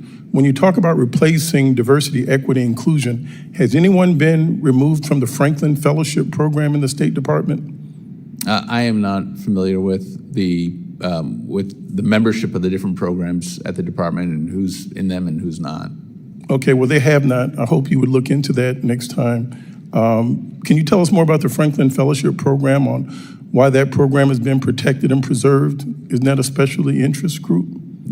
Sir, I could get back to you with information on that. My understanding is these affinity groups are sort of employee generated. I'm being very specific about Franklin. The one group that has expanded during this time period. My understanding is that's an affinity group that is founded by employees and whose membership is managed by those employees themselves. It's not a official State Department organization. It's my understanding. I might be wrong, but I don't think your it understanding is incorrect at this point. I hope you would refresh yourself on that. Section 504 of that bill requires that the Secretary of State to reward and advance officials that promote diversity and inclusion.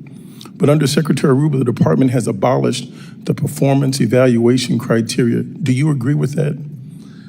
That was feedback we also got from a number of career Foreign Service officers, that they felt that their language skills, their foreign service skills were not being adequately considered for promotion, and that... So I would ask you, why are you not carrying out the law? It's real simple. I've got a very basic line. To follow the law, this is the law. Will you respect the law? Oh, well, absolutely, sir. If you want to let me know which particular law you think is not being faithfully executed, I'd be happy to look into that. 5404. Okay. I'd be happy to look into that, sir. Thank you, sir. I yield back at this time. Thank you for coming out. Gentleman yields back. With that, gentleman from Indiana, Mr. Shreve, is recognized for 5 minutes. Thank you, Chairman. Thank you, Deputy Secretary Regas. A couple of points of feedback. Your department did an extraordinary job for my office and on behalf of a constituent in Columbus, Indiana, over the weekend in getting a visa. Had a constituent whose wife had a heart attack, young wife, over in Kenya. And he hustled to get over there, and in the middle of the weekend, the department turned around a visa as he was in flight to Orly, or Nagal, to get on to Kenya. So I think constituents very much appreciate that continued level of service on behalf of the department. I think your stated focus on trade over aid sells with the constituents that I represent in the 6th District of Indiana, and so I appreciate that. You noted in your opening comments that you'd completed the folding of USAID in the state just 15 days ago. But of course, you've got decades of legislative directives and instructions, authorized assistance programs that you've got to work with as part of the Foreign Assistance Program public laws. This must, I would think, materially impede your desired use of U.S. foreign assistance. If you agree with that, if you had your ways, how would you reorient, restructure U.S. foreign assistance if you were untethered?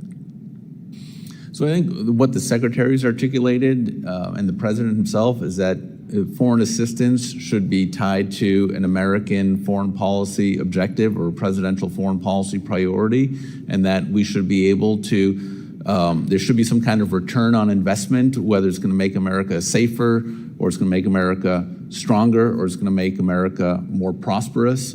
You know, I just spoke at the foreign assistance class at the Foreign Service Institute about 2 weeks ago, which was actually based on some of the feedback we got from Congress when we were briefing on the reorganization. They thought we had to do more training on that, so I went out and spoke to the first class.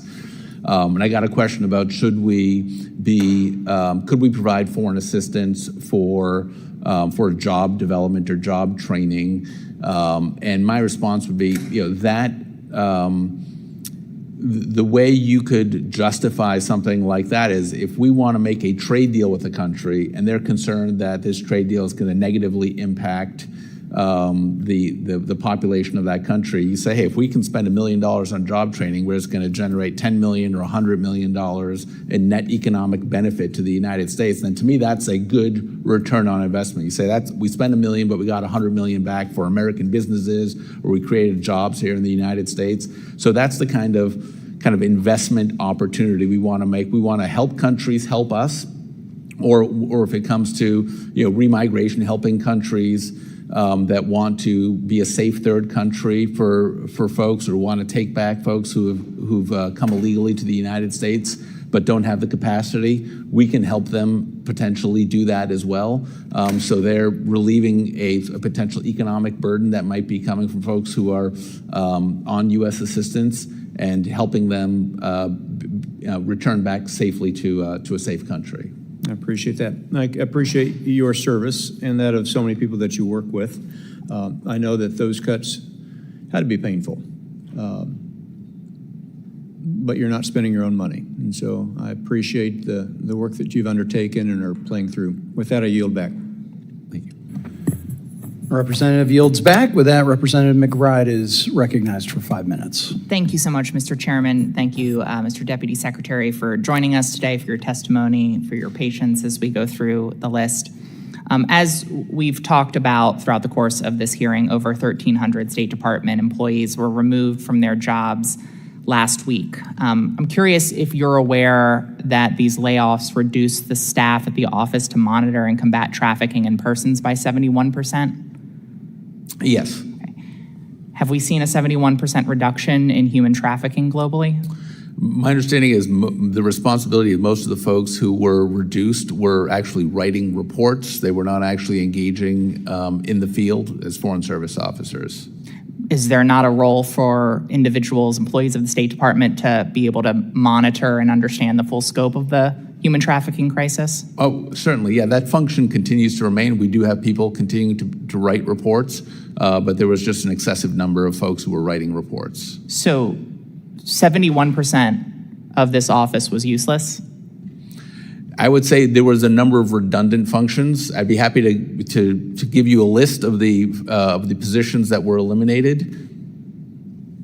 I would appreciate that. Sure. I would appreciate a list, because I do think it boggles the mind and defies belief that 71% of this department was so dispensable amidst a global crisis of human trafficking.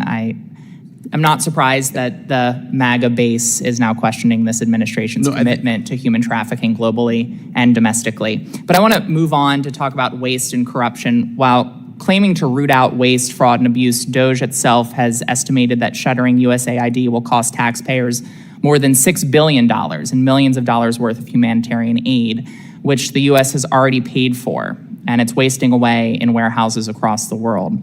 This administration has destroyed the world's premier international development agency because the Doge Bros didn't understand how to read a spreadsheet.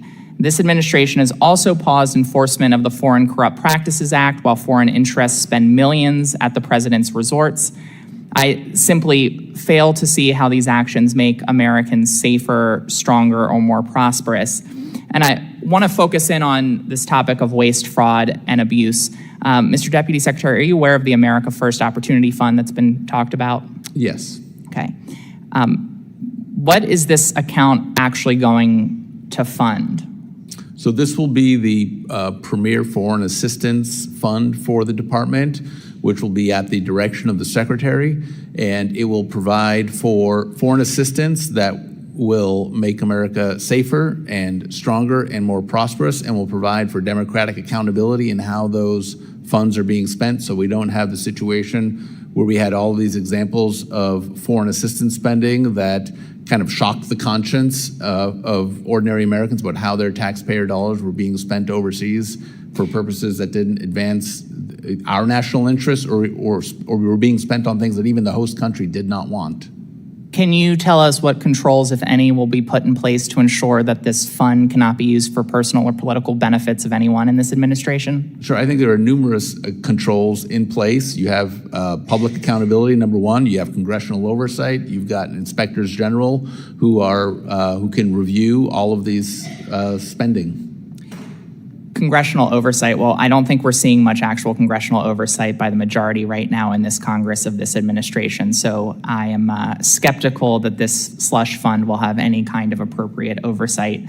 And I am deeply worried about the effect of us sending $2.9 billion to the administration for a slush fund that has pretty limited oversight and limited controls or guardrails. I would also add you have public oversight as well. I mean, as you know, the president is before the cameras almost every single day at cabinet meetings, at the White House, getting on the plane, getting off the plane. He's taking questions.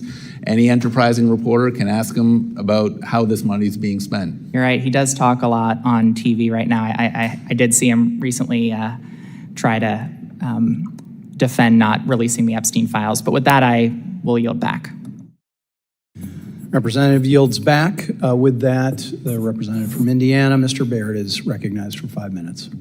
Thank you, Mr. Chairman, and I appreciate you being here, Mr. Secretary.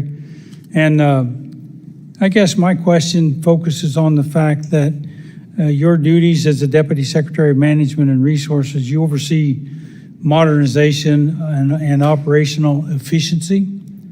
In that vein, you know, I want to make sure that and we talk about soft diplomacy, and I'm interested in agriculture. So the commodities that end up going to some of these countries, I want to be sure that they actually reach those people that it was intended for. American farmers and ranchers, and we as a country as well, are a giving people, but we also want to make sure that it gets to those that we intended for it to go to. So in that vein, I guess since your confirmation back in May, could you highlight? I want to give you the opportunity to highlight some of the inefficient areas that you found and what processes you are using or decisions you're using to improve those efficiencies and make sure that we're being effective for the kinds of programs that we're operating here.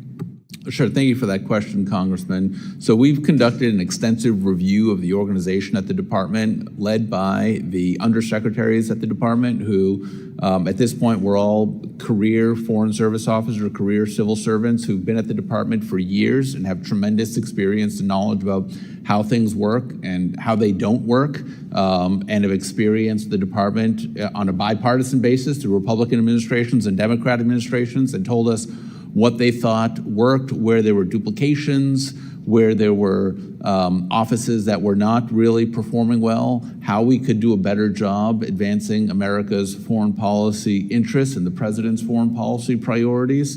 We looked at all of the management functions in the department and consolidated those mostly into the management bureau, but many of the bureaus and offices had their own management functions that did human resources functions and accounting functions, and those were all consolidated into a single executive management offices within the bureaus to allow for economies of scale and to allow for efficiencies. So we've done a lot of work to create these efficiencies across the department, and looking at how we do foreign assistance. There was a huge foreign assistance review that was done at the department before I arrived that looked at how we were spending money, and that's been the result. What's resulted from that is the FY26 budget request, where we have the America First Opportunity Fund to create better accountability for how those monies are spent and to ensure that they are spent to advance the Secretary's priorities and to ensure the President's foreign policy is faithfully implemented. So continuing in that vein, you know, I had a chance to go to Africa a couple of times, and one of the concerns that I saw there was the nefarious groups or gangs or thugs in some ways, because those commodities end up being fungible, just like money. If you've got it, you've got control. Can you give me some insight into, or us, some insight into how you think we're improving monitoring where those commodities are going? So I think for life-saving humanitarian aid and foreign assistance, you know, those programs were exempted from the humanitarian or from the foreign assistance review. But this is the kind of thing that, as we take a closer look at how we do foreign assistance, is making sure that we have partners on the ground who are able to ensure that our foreign assistance is able to be delivered securely and that it is safeguarded from these kinds of malevolent actions, and that other aid that is delivered is tied directly to a foreign policy priority that the president has. But if you've got sort of particular scenarios or examples in individual countries that you want us to look at, happy to look at that and make sure that to the extent those kinds of activities were happening or our aid was subject to inappropriate use, that we could take corrective action on that.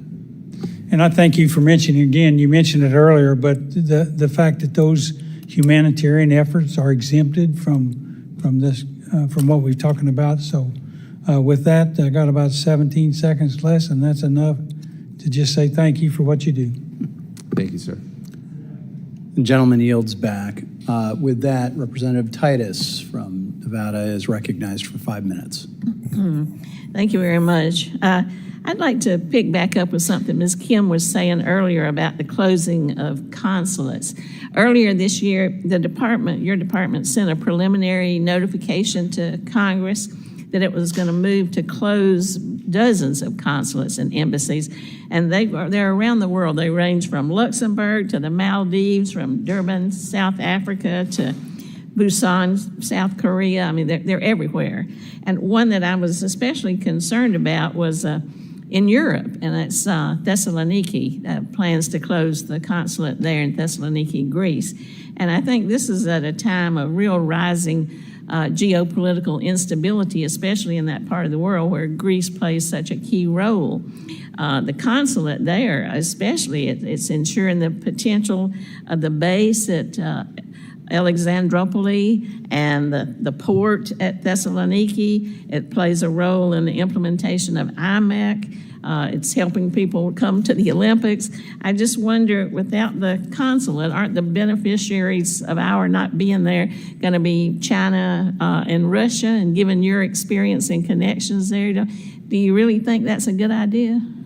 So I don't think there's been any move to close the consulate in Thessaloniki. I do know a review was done of all of our overseas posts to assess their costs to the American taxpayer, to assess their benefits to the American taxpayer, to assess any revenue. As you know, consulates can generate revenue through fees and visa applications.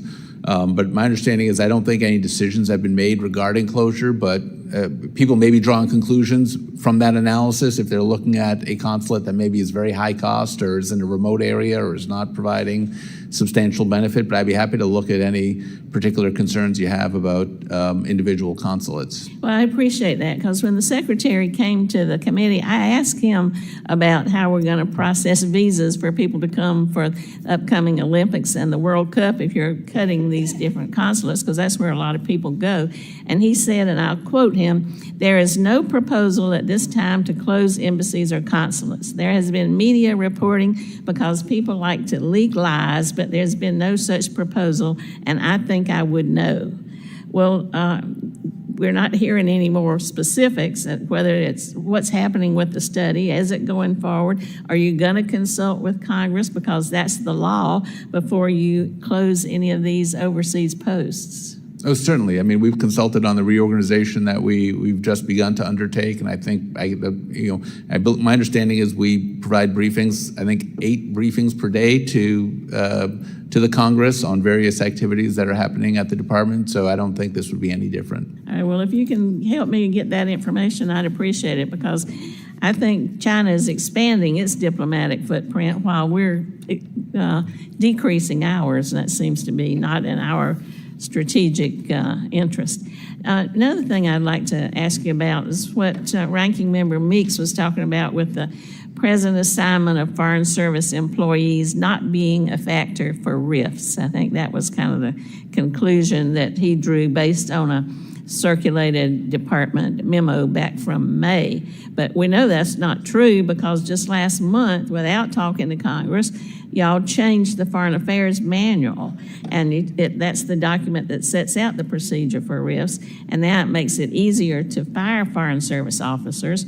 And when committee staff repeatedly reached out to try to get details on the RIFs, they were told that the department wouldn't provide such details in order to protect, and I'm quoting, the dignity of the workforce. So I wonder if you'll just explain to us what about the dignity of the workforce was protected when you just sent 1,300 employees home and said thanks, but no thanks? Well, certainly, thank you. I mean, look, no one wants to be on the receiving end of a reduction in force notice. This happens all the time in the private sector.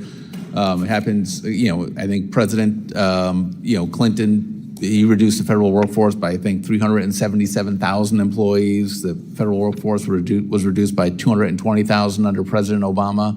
But we wanted to make sure that any employee was not finding out through media reports that they were going to be losing their job. We had a sacred responsibility to tell them individually, directly from the department about their particular job situation, and that we didn't want them to get that notification from anyone else. But some of the reasons for why they were RIF'd were just like coincidence of being in the country, not anything that they had done or the job wasn't needed. I mean, that seems to be pretty undignified, but thank you, and I guess my time is up. The gentlelady's time has expired, and I'm going to recognize myself for 5 minutes. Mr. Regas, there's been a lot of speculation and motivation projected onto you personally, the State Department, certainly the administration. Explain to us, what is the purpose of this fiscal and personnel realignment? In your words. Well, thank you for that question, Congressman. It's to align the mission of the department with the core function, with what its original core function is, which is conducting the foreign policy and diplomacy of the United States government. And are you saying that maybe we had gotten out of focus on some of that? I think so. I think some of that started in the post-Cold War environment where we didn't have that Soviet threat anymore, and so a lack of focus led to sort of an expansion of offices and issue-specific areas that it was sort of a department looking for a mission, looking for a function. I think it's pretty clear we're back in an era of great power competition, and I think that's focused the mind and focused our intentions back to engaging in real diplomacy. Yeah, many of us up here questioned the role of USAID in pushing not aid, but philosophy and actions onto a lot of countries. And I'm assuming that this kind of reform is intended to enhance transparency, enhance efficiency. Anything else it's trying to do? Yeah, and centering the mission, empowering our diplomats. Most of the work that's been consolidated, the offices that have been eliminated, have been to take those functions. The functions themselves haven't been eliminated, or at least the functions that we want to keep have not been eliminated. They've been moved. As you were pointing out with the office with trafficking, correct? Yes. They've been moved to the regional bureaus, right? And to the posts overseas. So our ambassadors who are in those countries where, say, human trafficking is occurring, or the regional bureaus where it's a big problem, they are now the ones who are empowered, who know these countries best, and who are in a best position, the best possible position to take action. Is that why we put ambassadors in place? That is why we put ambassadors in place. Okay. They have the title plenipotentiary because they are the chief ranking official in that country representing the President of the United States. Well, welcome to Washington, which always believes if 10 is good, 100 must be better, and frankly, 1,000 must be essential. Yes. So I think we're seeing this disruption of this notion of just adding to budgets and adding to FTEs. Somehow that means a better product, or certainly that the interests of the United States are being brought about in a better manner around the world. And I mean, that's clearly not been the case, correct? That is correct. Yeah, and you see even some of the most successful and iconic American companies out there, Facebook, Microsoft, Google, they've laid off people. They do it all the time. And it's not because they don't have the money to pay for it. It's because those offices or those functions aren't doing what they need to be doing, and they need to focus on their core mission. Not to mention $36 trillion in debt. So I'm going to move on, though. I'm going to take on a personal issue. This has been of particular interest to me, that following the Biden administration's disastrous withdrawal from Afghanistan is the treatment of our Afghan allies. Again, these are Afghans who have risked their lives and their families' lives to serve alongside the U.S. Armed Forces for years, thus saving countless American lives along the way. I know the chairman has had personal experience on this.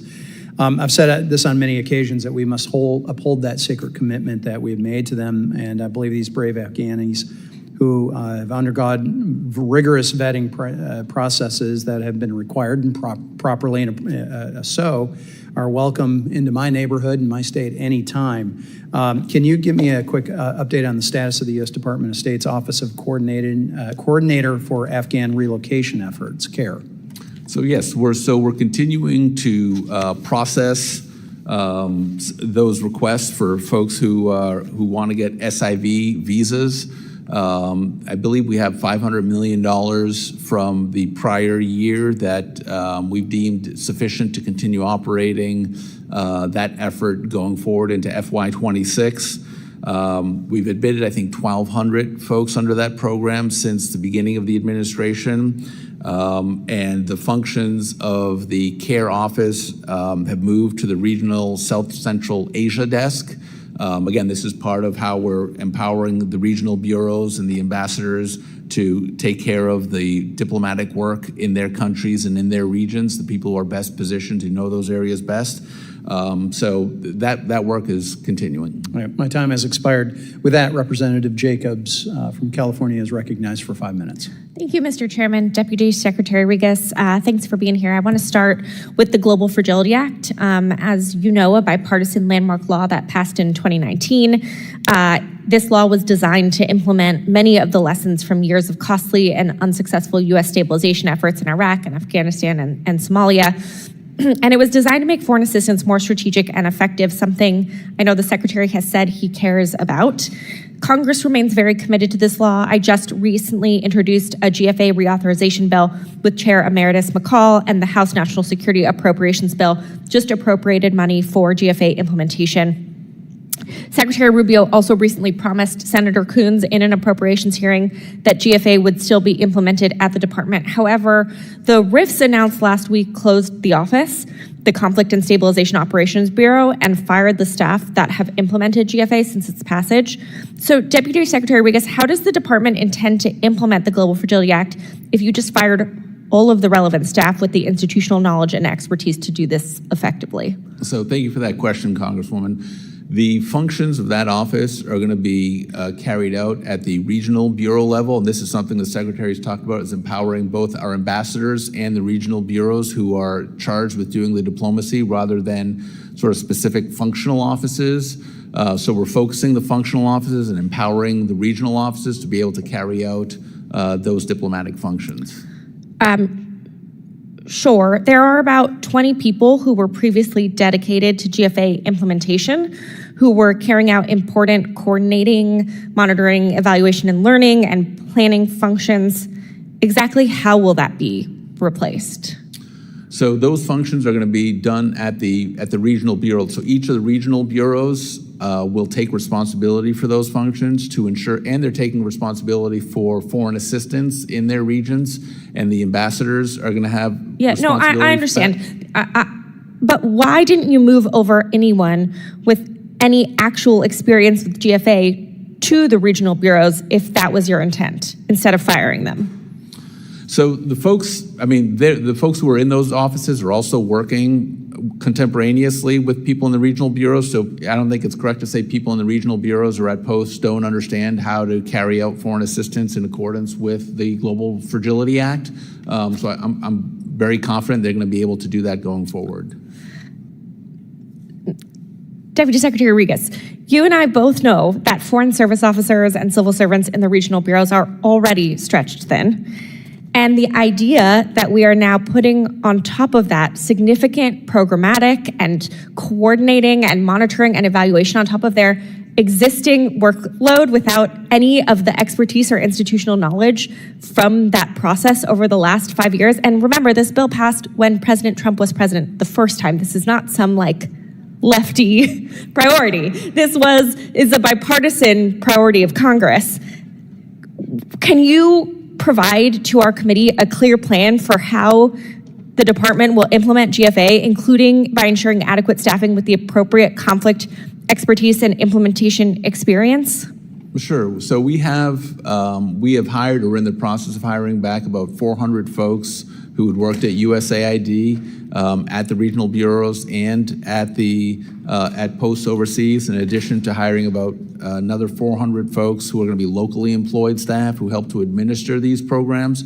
So to the extent that we, and this is something we're going to be under constant evaluation and review to ensure that our ambassadors and regional bureaus have the staff and expertise they need to be able to execute and implement on that. So are you going to hire back any people from CSO or people who worked specifically on the GFA? So to the extent that there are jobs so there are very prescriptive rules around how RIFs, reductions in force, have to be done in the federal government and how people can be hired back. So we'd have to make sure we are abiding by how those rules are promulgated. But if there is a need that our ambassadors or regional bureaus are demonstrating that they want or need a particular expertise, we'd be happy to consider that.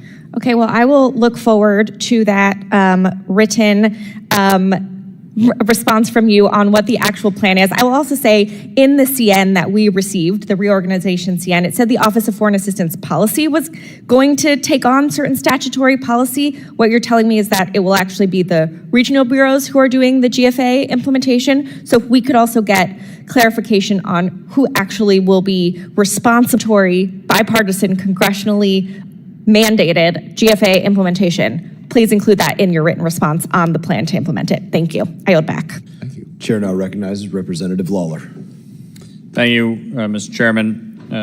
Deputy Secretary, Secretary Rubio, OMB Director Vaught, and administration officials have repeatedly asserted to Congress that funding is not being cut or frozen for the procurement and delivery of American-made, ready-to-use therapeutic foods.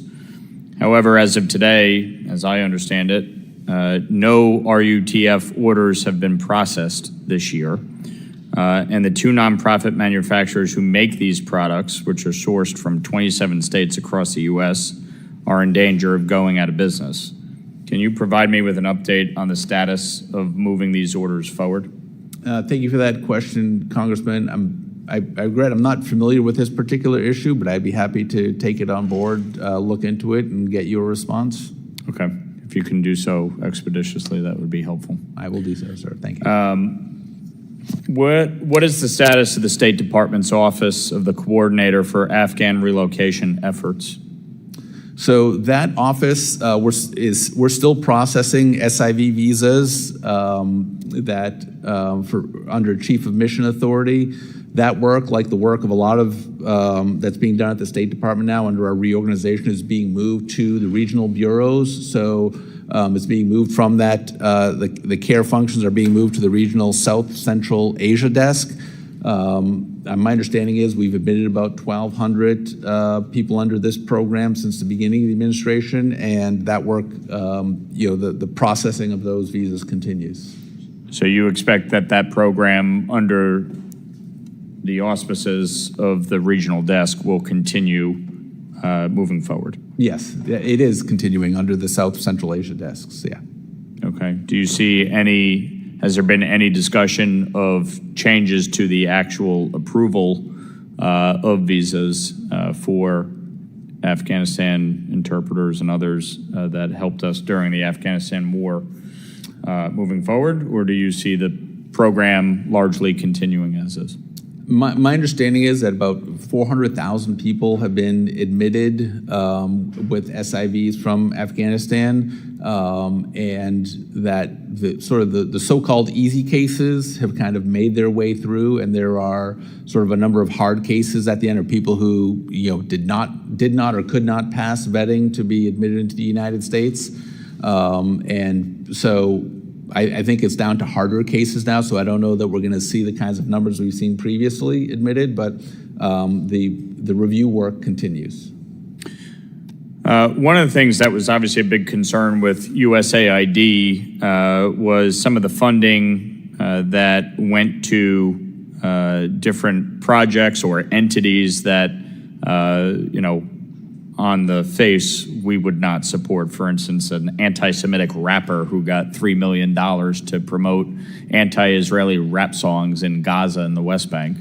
as well as obviously funding that previously went to UNRWA and the work that they did to undermine and foment hate and anti-Semitism and teach Palestinian students to hate Jews and frankly want to kill Jews, which is part of why we saw October 7th happen.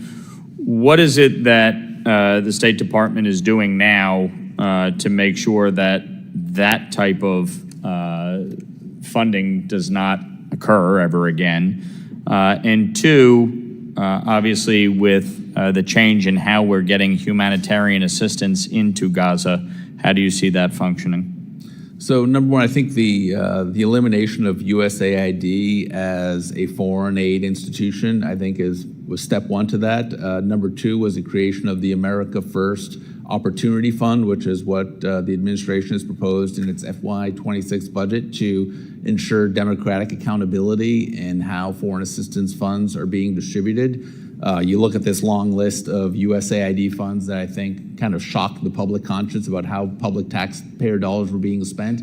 And you can't really answer the question who authorized that or who approved it, or there was no one that you could really hold it. I mean, you could technically hold the USAID administrator accountable for that, but they're going to say, I never saw that or never approved it. With the America First Opportunity Fund, this is done at the discretion of the secretary under the president's authority as the chief foreign policy officer of the United States, and he's someone who's before the press every single day. He can be asked questions by the public. I mentioned earlier there's congressional oversight as well. The inspector general can also review how monies are being spent. So I think there's going to be the questions about accountability. I think there are multiple layers of accountability for how that money is spent. And the ultimate accountability is to the American voter, right? They can say, I don't like how this money was spent, or I do. Thanks. I yield back. Chair now recognizes Representative Jayapal. Thank you, Mr. Chairman. Thank you, Deputy Secretary Regas, for being here. Before coming for Congress, I worked for a Seattle-based nonprofit that was one of the largest implementing global health issues around the world. And in our state, Washington State, global health is a leading industry. It creates tens of thousands of jobs right there at home. It generates billions of dollars for our economy. And the destruction of USAID and the massive cuts that we've seen to research and science and global health, I believe, are really weakening our soft power abilities through global development. And I think they're leaving Americans vulnerable to the spread of disease that does not know any boundaries. Thousands of people in my district have worked for state or for programs that receive that funding, and they've devoted their lives to putting America first, but you fired them. You fired them. Not based on merit, not based on skills, not based on work history, not by looking at if there was anywhere else in the State Department that these career civil servants could be. You just fired them because you had a 15% staff firing target. One of them speaks multiple languages, had an onward assignment to promote U.S. businesses and strengthen our critical mineral supply chain. Another one was sent back after spending her entire life devoted to humanitarian assistance work in Afghanistan, Sudan, the Middle East, some of the toughest regions in the world where we desperately will need translators, people with bilingual experience. Another one served in war zones in the Middle East and was fired 1 week away from qualifying for her pension after nearly 20 years of service.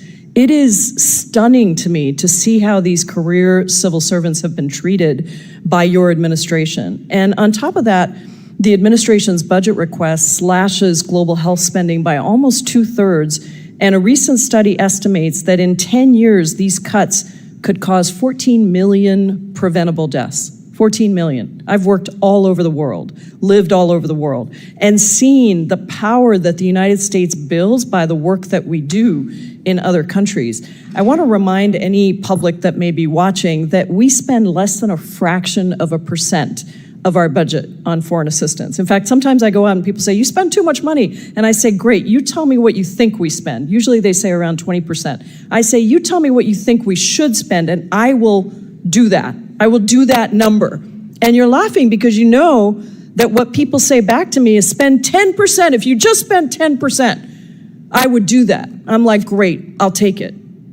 Because the work we do through these programs is so important, and the skills and the talent of our public servants is so incredible. The average taxpayer, Mr. Regas, spends 18 cents per day to fund USAID. That's funding that saved over 90 million lives and prevented outbreaks that would have threatened American lives. And so I guess I just want to know, do you understand how your cuts are going to make Americans less safe? So, as I noted earlier, the Secretary has exempted life-saving humanitarian assistance from the foreign aid review. So that kind of aid will continue. But as I also mentioned, we need to have a graduation strategy for countries for whom we're providing this kind of assistance, whether it's 1 year, 3 years, 5 years. Like when are they going to have the capacity to be able to administer these programs themselves? We've seen that with our FY26 budget request for PEPFAR, which is 85. Let me stop you there just for a second to say that life-saving aid alone, first of all, it's not flowing the way that we thought it was going to flow when the Secretary said that. Secondly, you know it's not enough. If you listen to the experts, life-saving is very different than disease prevention. I've worked on disease prevention for a long time. When a disease breaks out, what you need to know is that there is a response immediately. And the work of USAID took disease prevention response times on outbreaks from 2 weeks to 2 days. That 2 weeks is a critical moment for us to be able to stop those diseases from spreading. And we're in a situation now where we can't even analyze samples that come to us from other countries because they're being put through all kinds of other cuts at the CDC, at other agencies. And so it's simply just not the case that life-saving is enough. I have 19 seconds, so I want to turn to the Gaza Humanitarian Foundation. How many sites does GHF operate? Do you know?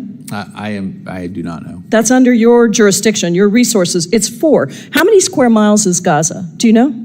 I do not. Guess what? It's over 140 square miles, 6 times the size of Manhattan. Do you know how often those sites are open? I do not. They are barely open, Mr. Regas. This is not the way to get aid to people in Gaza. And if you're going to be here over personnel and operations, I would ask that you know the details of what you are actually overseeing and ask the experts to come in and help you.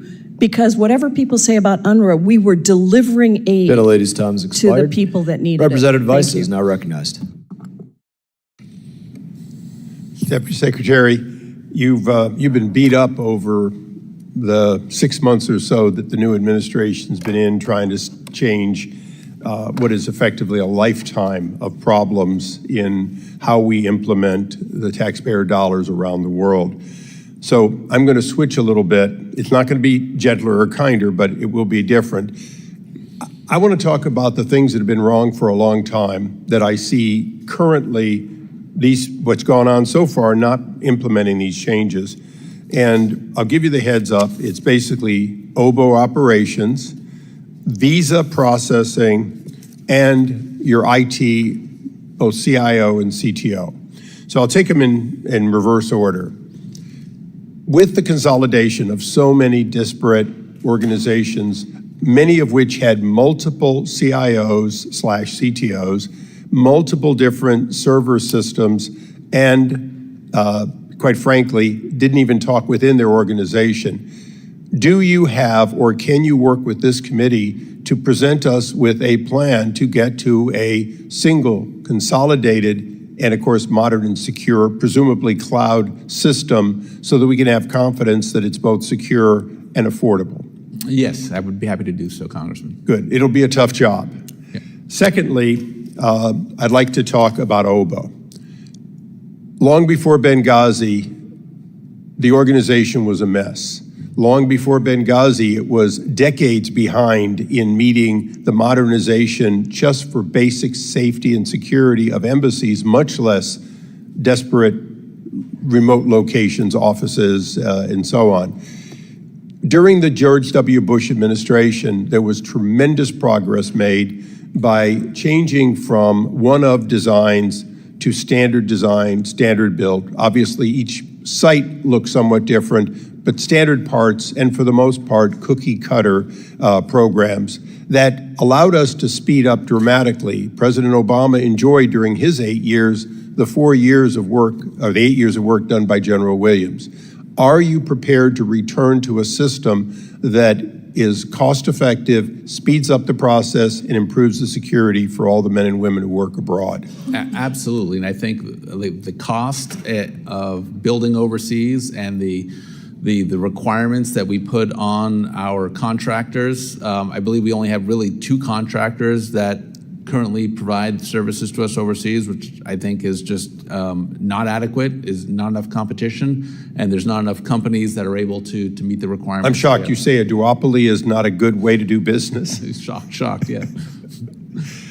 Well, thank you, and we look forward to working with that. Lastly, the chairman has announced and is in the process, as you know, of a full reauthorization of your agency. That is an amazing task and one that hasn't been done in decades. In that task, I want to call back to the era of the visa decision that was made during Chairman Henry Hyde's day.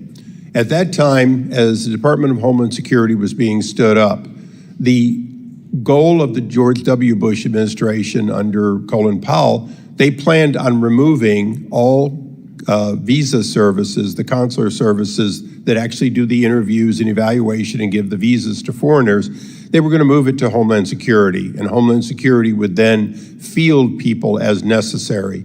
Henry Hyde, listening to the State Department, pushed hard and was able to stop that on the theory that it was A, a career path, and B, that it would streamline the process to keep it within state.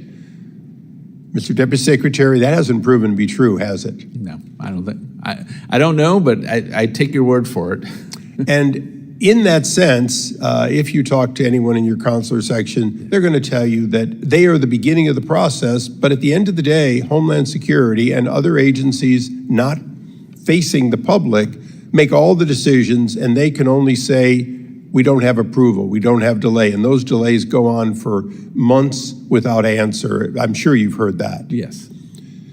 In the reauthorization, would you work with the committee on the possibility that we do, in fact, implement some version of that original plan, one in which the forward-facing, the responsibility to Homeland Security to make those decisions in a single step, not in a series of steps that are so opaque?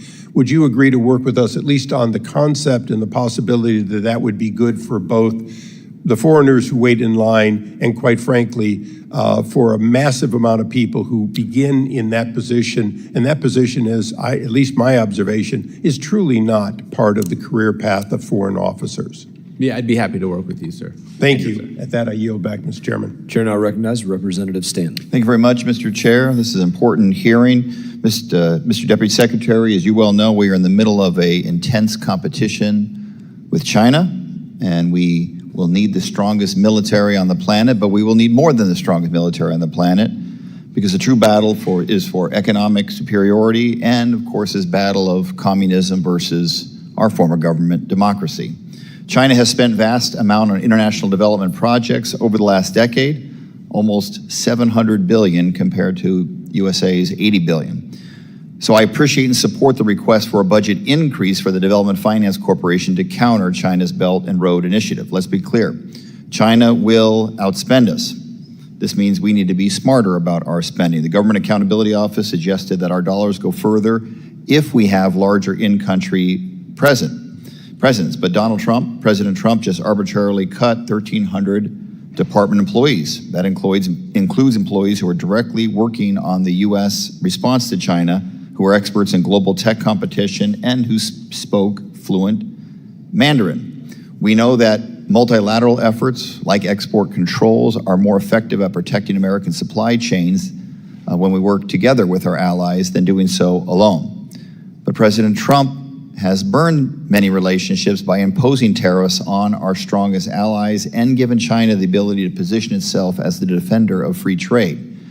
And then, of course, there are reckless cuts. This budget request moves USAID under the State Department, and only 14% of the projects remain, and only 6% of USAID staff. China will see this vacuum and has already stepped in to fill it. This budget request zeroes out funding for the UN. Meanwhile, China has been increasing its funding and putting its people in key leadership roles, shifting global power dynamics away from United States leadership. This budget request cuts funding for the international narcotics and law enforcement, funding that is directly used to curtail Chinese illegal transshipment and counter Chinese aggression in the South China Sea. China will undoubtedly take advantage of weaker law enforcement to expand its presence. Mr. Deputy Secretary, are you aware of how large China's overseas diplomatic footprint is around the globe? And then does it worry you that it is overtaking the United States diplomatic footprint? Thank you for that question, Congressman. My understanding is while we are somewhat equally matched in terms of how many posts we have overseas, the United States does have substantially more personnel serving overseas, both at the State Department and at the interagency at our posts overseas. I really appreciate that, and I want to keep it that way and even continue to enhance it. I'm a big believer that our diplomatic efforts are going to help us continue to lead the world. Deputy Secretary, according to the Lowy Institute, China has the most expansive diplomatic network in the world, with more outposts in Africa, East Asia, and Central Asia, and the Pacific Islands. Can you give us specific examples of how you plan to keep engaging in those regions after the reductions in force? Sure. So first of all, the reductions in force only affected our domestic operations. They did not affect our foreign service officers overseas. I think the president has really shown the way with his first trip abroad, where he went to Saudi Arabia, Qatar, and UAE about economic engagement, both the U.S. investing there and bringing back an enormous amount of investments to the U.S. economy. And I think that's the kind of diplomatic and economic engagement we want to see that ties together the interests of the United States with countries overseas so that we are economic partners. We're helping them grow and they're helping us as well. I think the restructuring of the department and the reduction force is going to be of enormous importance to both Democrats and Republicans here. So will you commit to keeping this committee informed about plans to restructure or reduce personnel who are posted abroad and do so before you start implementing those changes? Yes. I really appreciate that. Here's what's at stake. China is taking advantage of this moment to strengthen their standing on the world stage. Meanwhile, the administration is gutting the State Department budget to its lowest level since before World War II. In my opinion, that does not make the United States stronger. When America retreats, China advances. When we fire our experts, they hire more. When we walk away from the table, they sit down and set the terms. And I believe if we keep handing Beijing the keys to global leadership, the next generations will ask why we let America's influence crumble, not because we couldn't afford it, but because we didn't fight for it. With that, I yield back. Chair now recognizes Representative Perry. Thanks, Mr. Chairman. Deputy Secretary, welcome here. I'm going to start with a 2024 GAO report that flagged $3.2 million in duplicative contracts for overseas cultural programs. And I'm just wondering if you can identify for us any specific duplicative contracts that have been terminated and kind of what metrics you use. I think the work you do is probably very difficult to measure success, but contracts are contracts, money's being spent, the American people demand something for it as they should. How do you do that? Can you name any duplicative contracts that have been terminated? Well, I don't have the specific contract lines in front of me, but there was what the Secretary has articulated in terms of how we want to spend our money, both in grants and in contracts, is that we can tie that directly to the three goals he has articulated, and that hopefully every contract and grant that we are delivering on or executing on is making America safer, making America stronger, and making America more prosperous. And if it's not doing all three, it should certainly be doing at least one. If it's not doing one, then we're not doing that contract and we're not doing that grant. So I kind of agree with that. Now, the State Department's budget has operated without reauthorization for 23 years, which is astounding. Most Americans don't understand that, and there's not a good explanation for it. 80% of the operations are literally unauthorized. Recent report exposed $1.8 million in grants for overseas gender equity programs, including $500,000 for workshops in sub-Saharan Africa. Deputy Secretary, are you familiar with places like Chad, Somalia, Ethiopia? Do you think, Like my colleague from Arizona was just talking about China winning the diplomatic race because we're not there and we can afford to do more. Seems to me if you can't find enough food to eat, the last thing, or in the list of the last things you're interested in are gender equity programs, right? We can ill afford it. We're never going to be able to outpace China if it's just spending money. We have to be smart about it, and we can't waste our money on things like that. Department's got a history of funding programs that stray, and the word stray I kind of use loosely, from American interests, like $700,000 for climate-focused art exhibits in Asia per 2023 OIG audit. You have a list of specific grants like those for gender equity or climate art exhibits that have been axed or realigned with the FY26 budget with America's strategic priorities. Do you have anything like that? I can certainly provide you a list. I mean, I have a series of examples here in front of me that I think have gone, the Secretary's gone over in prior hearings, as well as have been, talked about from the White House podium about, examples of grant spending from USAID that I think most Americans would agree was not a good use of taxpayer dollars. Yeah, I think the list is replete, but every time you hear them, look, there are folks here that don't like the fact that we're trying to reduce the size of government and that you've been put in charge of it. But, a 2023 OPM report revealed a 15% staffing increase since 2010, yet a 2024 CSIS study found no corresponding uptick in diplomatic outcomes, such as trade agreements or counterterrorism success, which leads American taxpayers who give up their hard-earned money for this to say, what the heck are we paying for? Yes. Program after program. So I'm not going to ask you to go through them, but I think it's important that we remind everybody that there is a limited amount of funds, that we do have to compete globally with an adversary like China, and that we have to spend our money wisely, not on stupid things and not wastefully. I mean, I'll turn to the 2021 SIGAR report that revealed $1.2 billion in unaccounted for funds during the Afghanistan withdrawal, which is a glaring failure.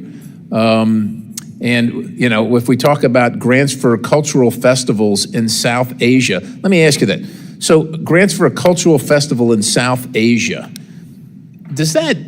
where does that fit into aligning America's priorities with defeating our adversaries in South Asia? Is there something there that we're missing? It does not. No, I think that's probably a misguided attempt by folks to think that was an exercise of soft power, but I don't think anyone could draw a line from how funding that enhances America's power or influence in that part of the world. Thank you, Mr. Chairman. Thank you. Chair now recognizes Representative Costa. Thank you very much, Mr. Chairman.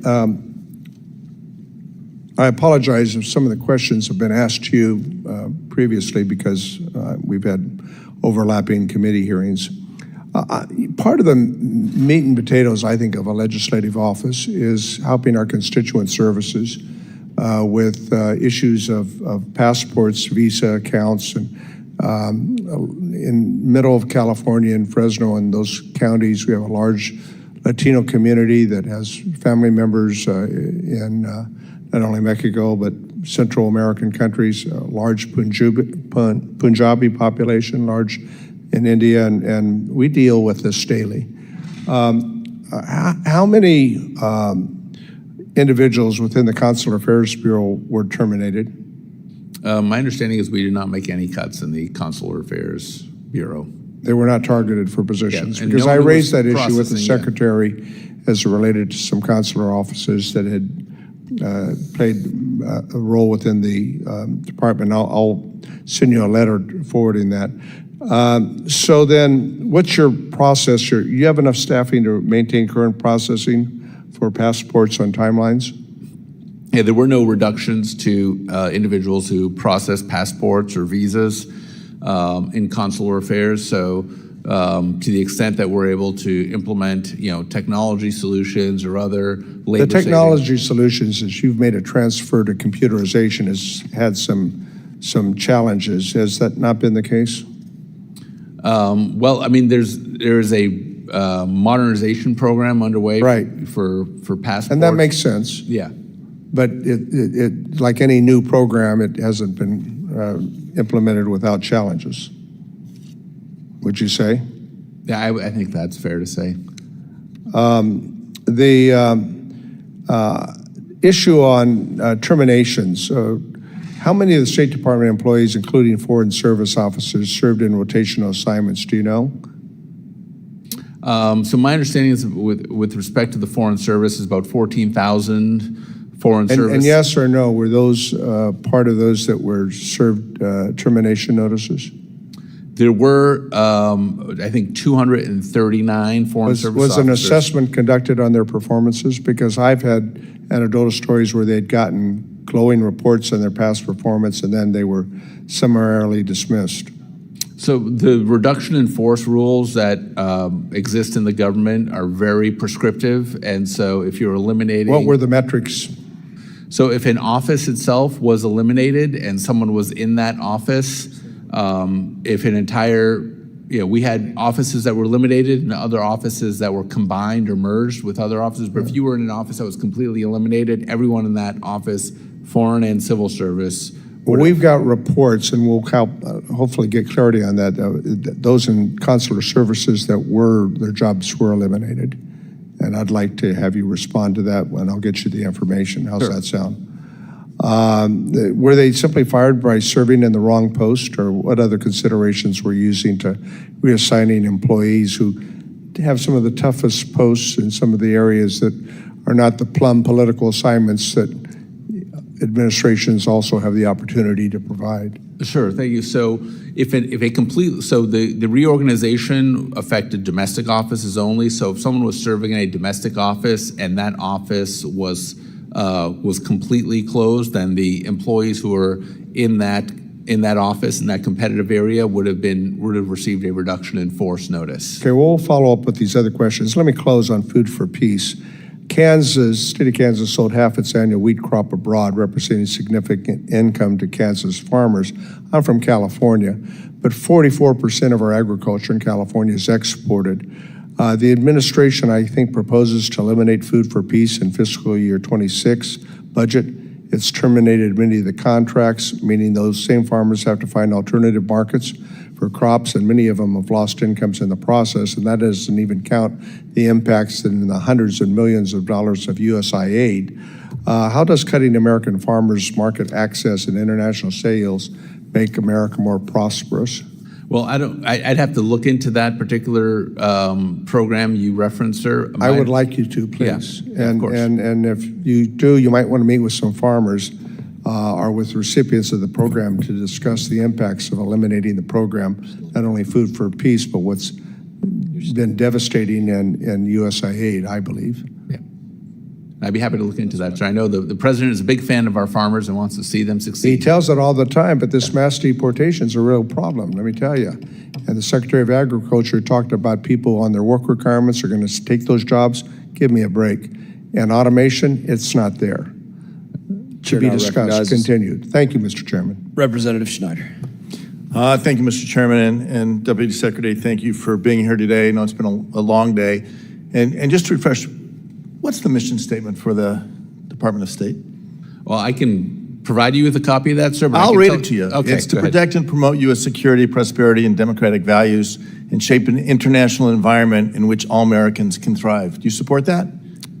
Sounds good to me, me, sir. Do you think that works, whether it's a Democratic president or a Republican president across decades, across the century marks? That's the role of the State Department, right? Yes. Right, now, thinking of your role in this administration, how will you measure success against that mission 4 years from now?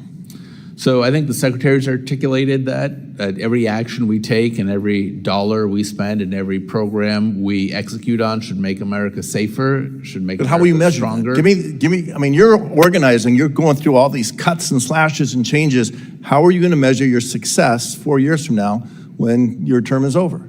Well, so I think number one, you can look at how we've engaged with our NATO allies. Number one, that's making America stronger. They've all agreed to increase their spending from 2% of GDP to 5%, something where numerous prior administrations. So, and we're short on time, so I'm going to reclaim my time. But you said you've worked for 3 administrations, and you mentioned that we've entered a new era of great power competition. Who are our competitors in that? Well, certainly I think China is at the top of that list. Anyone else? Well, we have both friendly competitors and unfriendly competitors. Okay, but the great power competition is China, it's Russia.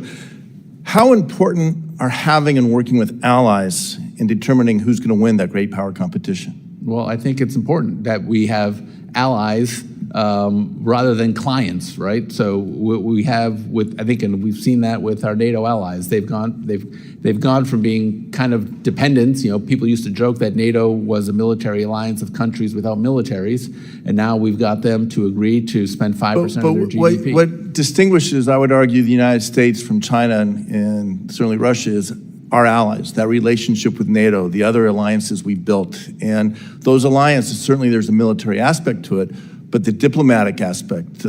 We had Defense Secretary Mattis testify before Congress. He said, if we're not investing in aid and in diplomacy, development and diplomacy, we're going to have to invest more in guns and bullets. It's really important. And the U.S., because of our relationship with our allies, the work of all the people who serve us in the State Department, they may not wear the same uniforms as the military, but they go to places far, they go to places of danger, and they represent and promote and protect U.S. interests, and that's critically important. Let me ask you, are the challenges confronting the U.S. around the world shrinking or growing? I would say certainly our awareness of them is growing, and I think they're probably growing more than they're shrinking. Okay. Is the role the United States needs to take on the global stage in working with allies and expressing leadership as we did in World War II, as we did after World War II, as we did in winning the Cold War, is the importance of U.S. leadership shrinking or growing? I think it's growing. I think that the president has demonstrated that. I mean, I think he's been the biggest actor when it comes to American soft power. And one last question. If the U.S. isn't leading, what country is in a position best to fill that void in that great power competition to protect U.S. interests and protect Americans around the world? Sure, I think China is certainly making of our a play allies. for that. Who's going to replace the U.S.? We're competing with China. We don't want them to replace us. The U.S. is indispensable. So here's the thing, and I know many of my colleagues have spoken passionately and rightly about the damage this budget and reorganization will do to our diplomatic workforce and America's leadership in the world, and I agree with that. What strikes me, though, and where I'm stuck, it's not just a matter of misplaced priorities or ideology, it's that I don't see a theory of success behind what you are doing, what the department is doing. You said the reorganization is about streamlining and focus. Yet cutting thousands of skilled professionals without first developing a clear plan and having metrics for that plan and how the department will operate differently, it's not streamlining, it's amputating. You propose consolidating foreign assistance, but you haven't shown us how the department is prepared to manage these programs. What concerns me most is that there's no clear picture of how these actions position America to compete with China and respond to future crises. China is expanding their global diplomatic network. We're closing posts and reducing our people, losing expertise that took years, decades to develop, and we're not investing where we need to be.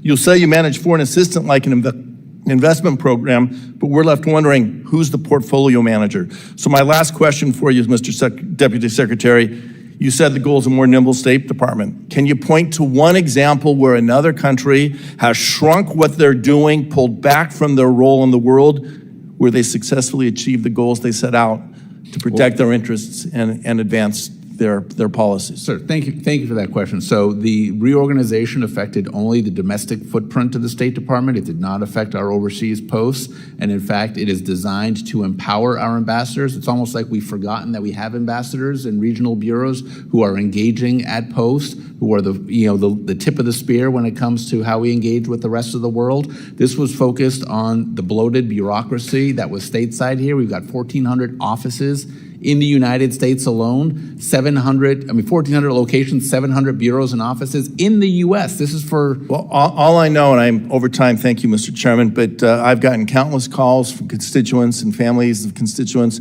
who have lost their job at overseas posts. So the statement that you're not cutting overseas doesn't match.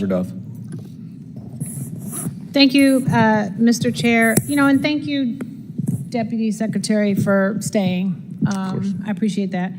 I serve as the ranking member for the South and Central Asia Subcommittee, so I want to focus on that bureau today. And I do know that two of my Republican colleagues asked questions about an issue that I'm also going to ask you about. So you see that there's bipartisan concern. Would you agree with this statement? And it's a yes or no. The State Department should uphold our commitment to protect the Afghans who helped U.S. service members stationed in Afghanistan. Of course. Okay, thank you. Are you aware then, and I think you are, but I'm going to ask it anyway, are you aware of the law that a Republican-led Congress passed last year requiring a coordinator for the Afghan relocation efforts at the State Department or CARE? I am aware of the CARE office. Okay, so then you are aware of the law and you're clear on the congressional intent, yet your reorganization plan eliminates the CARE office and the administration has refused to brief us on your plan for Afghan allies or even give us a straight answer about who the coordinator is. And earlier you said that you're briefing the Congress 8 times a day. I don't know who you're briefing because as you can tell, there are both Republicans and Democrats that care about this issue. So can you reveal who the coordinator is? So the functions for the CARE office have moved to the South Central Asia Bureau at the Department of State, right. and the and to the regional ambassadors. Question about who the person is, who the coordinator is, because there's a difference between a person who's doing the work and a function. I know you folding everything into everything. It's like origami. But how come we don't know? How come you can't tell us? How come you won't tell us who the coordinator is? Well, the person who's in charge of the South Central Asia Bureau would be the Assistant Secretary for South Central Asia, so that would be the first person, I think. Okay, well, that I would be interested. I think many of us would be interested in what that person is doing and have them answer some questions that we have, both Republicans and Democrats, about what's going on with our Afghan allies. Because I ask this because on Friday, you fired the entire CARE leadership team. So anyone who would have had the experience and the expertise to efficiently manage Afghan relocations, which is complicated, and Secretary Rubio came in here and we know he's doing 14 jobs. I do not think you should be giving 14 jobs to the 12 people that are left in the State Department who are handling such a complicated issue. So we have had we know that the CARE leadership team has been fired. We know that the CARE office has lost over 30 people since the beginning of the administration. And we know that that does not give you the capacity that you need to sustain the same pace of processing. And then on top of that, the administration is trying to terminate temporary protective status for Afghans living in the United States. So they're going to lose their work authorization, and then they're going to be deported back to Afghanistan, where the Taliban is waiting to get them. And these are people who actually work to protect U.S. service members overseas. I bring it up because everyone wants to, last Congress, we had a hearing every week talking about Afghanistan. And now, very hard to get people to come and talk about Afghanistan and what is happening to our allies. And we are doing a disservice to our U.S. service members because what other country is going to say, I'm going to be willing to stick out my people's neck to help you when you're then going to sell my people down the river or back to the exact same people who are waiting to kill them? The second part of this is, do you know what Camp Asalia is? I do not know what Camp Asalia is. So the camp is a U.S. facility in Doha where 1,500 Afghan refugees are waiting to be resettled. And the administration is considering closing down the camp and then forcibly repatriating these Afghans who have been in limbo in this facility waiting for years. They're going to repatriate them back to Afghanistan, back into the hands of the Taliban. So the question I asked you in the beginning about the U.S. upholding its commitment to protecting these people who risk their lives to protect us, we have got to do better.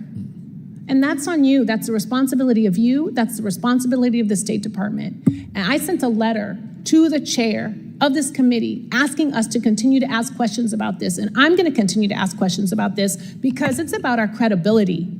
You ain't talking about trade, you ain't talking about aid, you're talking about reneging on your credibility to make sure that our service members are protected when they go overseas to fight for us. And with that, Mr. Chair, I thank you for giving me extra time and I yield back. Chair now recognizes Representative Johnson. Thank you, Mr. Chairman.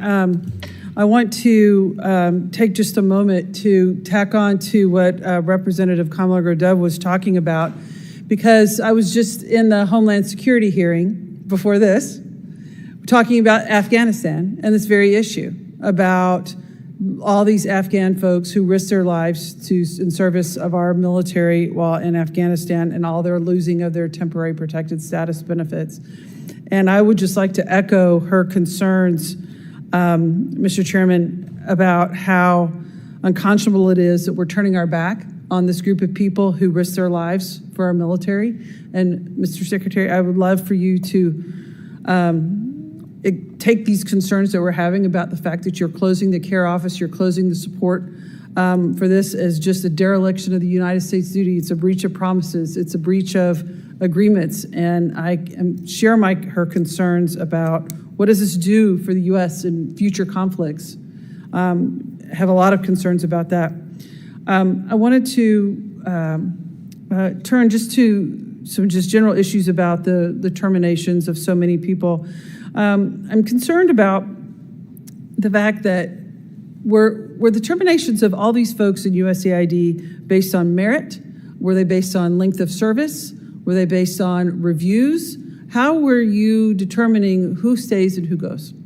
Well, thank you for the question, Congresswoman. Everything that happened at USAID happened before my tenure, so I can't speak directly to what occurred there, but it seems to me it was an elimination of function. And what about ongoing rifts within the State Department? Are those being done based on tenure, reviews, performance, length of service? How are those being evaluated? Yeah, so the regulations surrounding reductions in force are very prescriptive, and they are personnel, they are person agnostic, they are function specific. So you look at a particular office and what functions you want to retain. If you're merging 2 or 3 offices, which happened over 100 times, we were merging offices. And you say, what functions do we want to retain? And then based on that, if you've got 20 functions you want to retain or 20 positions you want to retain, and you have 100 people in the pool from the 3 offices that are being combined, there's a very prescribed process that is done by OPM, and the State Department actually hired OPM to conduct this process, and they match people based on seniority, based on... So length of service, performance, those things. So it's a merit-based process at that point. Yeah, so I have a constituent in my district, and her annual evaluation form says she's an expert in high demand across the office with the ability to balance numerous competing demands across portfolio and beyond. She is a rock star, a go-to person for technical knowledge, not afraid, and she has over 15 years of service and was terminated. In my opinion, this is a huge disservice to the State Department and to the role. And isn't this the kind of person I would think that you'd want to retain in our foreign service?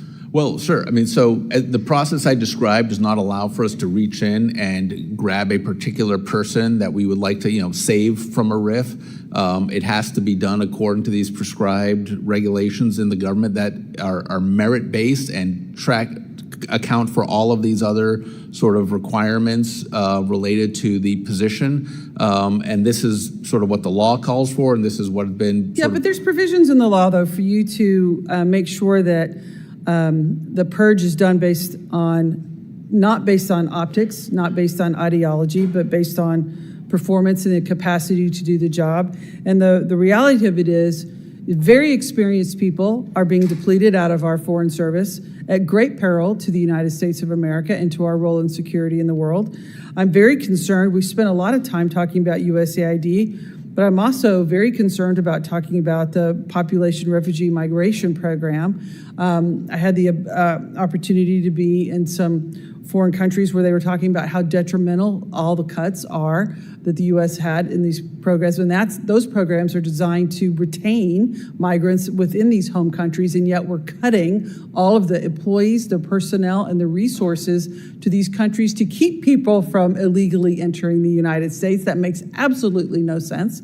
That seems to be in contradiction to the goals here. But I also want to highlight, this employee that I referenced was doing amazing work in PEPFAR, amazing work in HIV and AIDS to minimize the spread throughout the world, and was doing incredible work in honor of programs set by another Republican president, George Bush.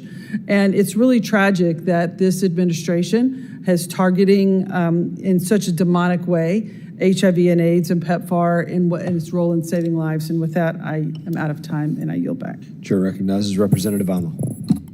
Thank you, Mr. Chairman. On Friday, as you know, President Trump arbitrarily fired 1,300 expert State Department staffers as part of his capricious effort to slash 15% of the State Department's domestic workforce.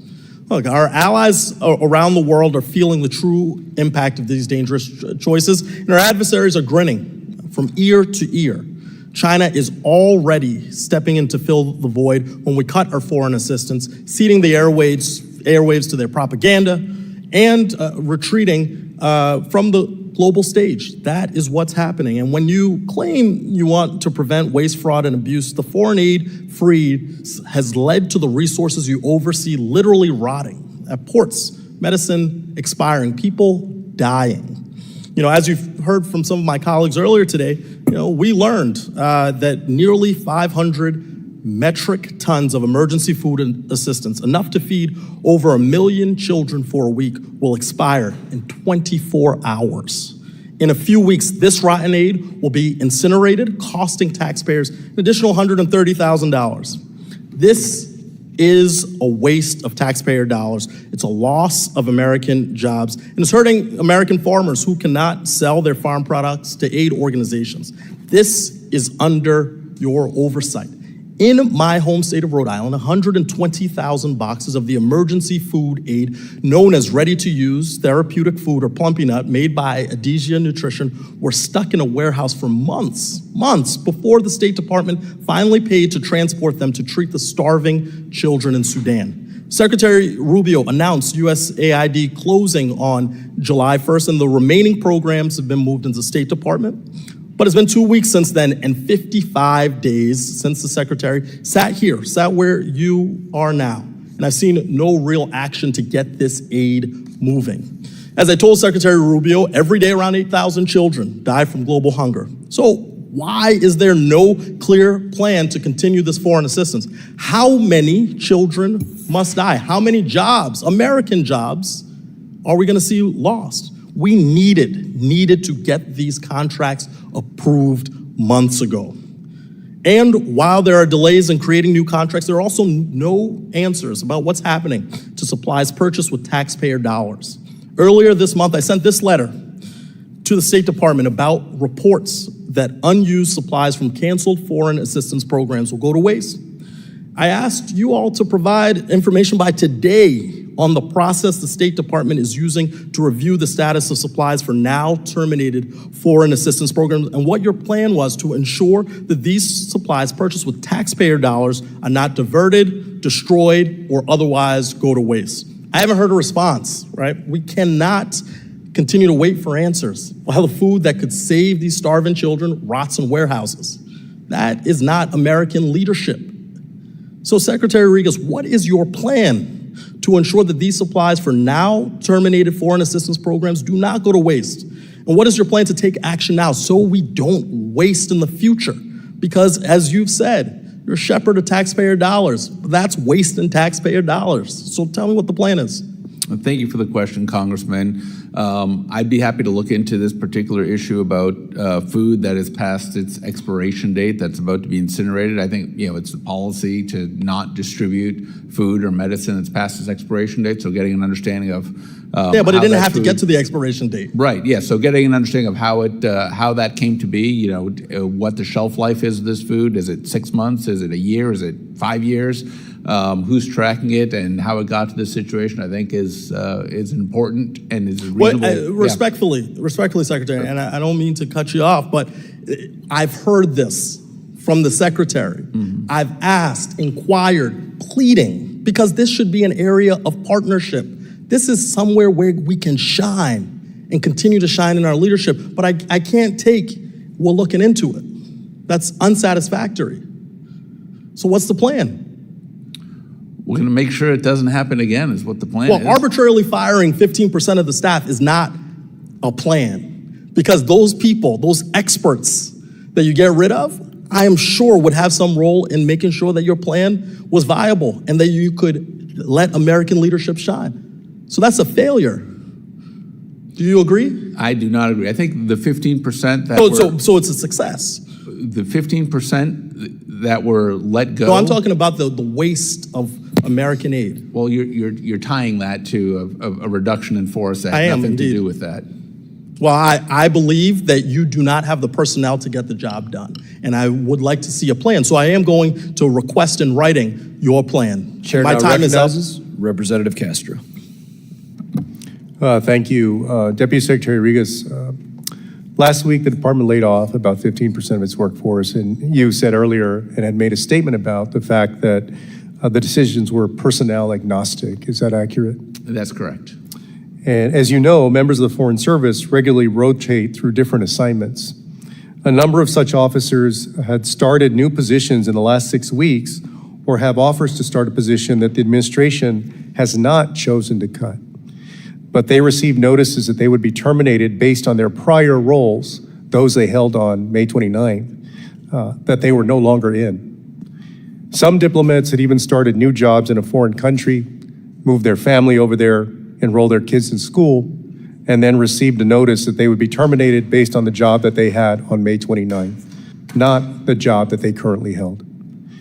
If these people are terminated, the United States still needs to fill those roles with diplomats, many of whom would need to undergo months of training or language learning before they can join the position. In other words, the country would have to spend millions and millions of dollars when these people were already in those jobs. Are you aware of this situation, and will you revise the decisions and allow individuals who were terminated based on their job 2 months ago but have joined a new position or have an agreement to join a new position, whether abroad or in the United States, to continue in those roles? So in order to conduct the reduction in force and the reorganization that we did, it was necessary to have an effective date. That effective date was as of May 29th, which is when the Secretary approved the reorganization plan.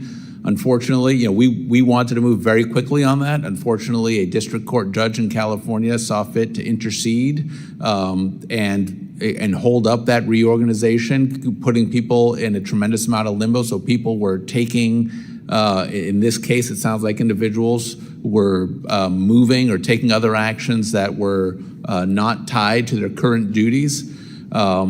They were reassigned consistent with what the State Department does every year. Right. So they were in new roles. But you're not disagreeing with me that they are in these new roles and they're getting terminated or fired. The new roles are not being cut out. So you're going to have to go replace those people with new people that you're going to have to spend literally millions and millions of dollars to train, when the purported reason for cutting out these folks is to save money. So I guess I'm trying to work with you. Yeah. Will you reconsider what is relatively a small group in the total, reconsider the fact that these people are already trained and we're doing the work that you're going to need to now go fill? So we have to abide by the reduction in force rules, and they're very prescriptive in terms of once a position is eliminated and an incumbent is eliminated, how they can return to federal service and who's on those retention registers. I guess the long and short of it, will these people have a chance to go back to the jobs they were currently holding when they were terminated? Not the old ones that they held on May 29th. Yes or no? Yeah, well, we'd have to do it in accordance with the law and accordance. But will you give them a chance to go back to work? I have to do what the law calls for. And well, then I'm asking you, what does the law call for? will you give this specific group of people in this conundrum the chance to go into those roles that they were actually working at when they were terminated? If the law allows for that, certainly. So we have your commitment that if the law allows for it, that you will allow them back or consider them back for their roles? Yes, my understanding is I don't think the law allows for it. I'd be happy to check with legal counsel again, but they've been pretty adamant the entire time that... Okay, so if the law doesn't allow for it, then we just wasted millions of dollars. The decisions that you made wasted millions of dollars. I would not agree with that. Well, I mean, we just went through it, right? They were in a new job. They've received the training for this new job. The number of them would total such that it was millions of dollars spent. Now, because these positions that they were holding when they were terminated were not cut out, right? So you're going to have to go and now hire new people for those roles. So it's going to cost you millions and millions of dollars because of a decision that you made. No, I don't agree with it. So we have about 14,000. How do you not agree with it? We have about 14,000 foreign service officers. 10,000 of those foreign service officers are deployed outside the U.S. We have about 4,000 foreign service officers. Yeah, this applies to people in the U.S. and outside the U.S. Who are working CONUS in the United States of America. So we need to get more of those 4,000 foreign service officers working in foreign places, which is what their mission is. No, I guess I don't see how that answers my question. You made a decision that affects a small group of people.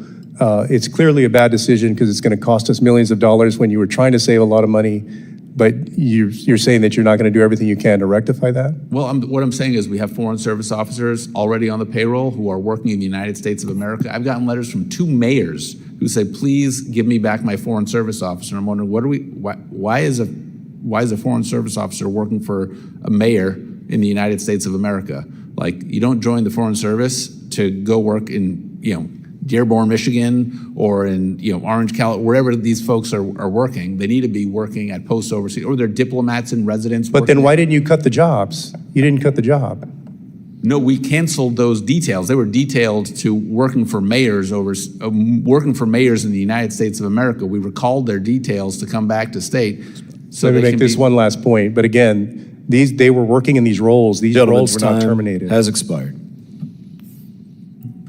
All members have had their opportunity to ask their questions. I want to thank you for your time today. I'm going to give you an opportunity to offer any closing statements, comments. You've been asked many questions. Any closing comments that you wish to make, and we'll close out this hearing. No, well, I just want to thank you, Chairman, and the members of the committee for their questions. It was my honor to be here before today to answer for the members of the committee. I'm happy to do it anytime. I think it's an important function that you perform for the American people, and I appreciate the questions, the hard ones, the easy ones, and I'm happy to give as much transparency as I can about what we're doing and how we're doing it so that your questions and concerns are satisfied. Thank you, Deputy Secretary Regas. Pursuant to committee rules, all members may have 5 days to submit statements, questions, extraneous materials for the record, subject to length limitations. And with that objection, this committee stands adjourned.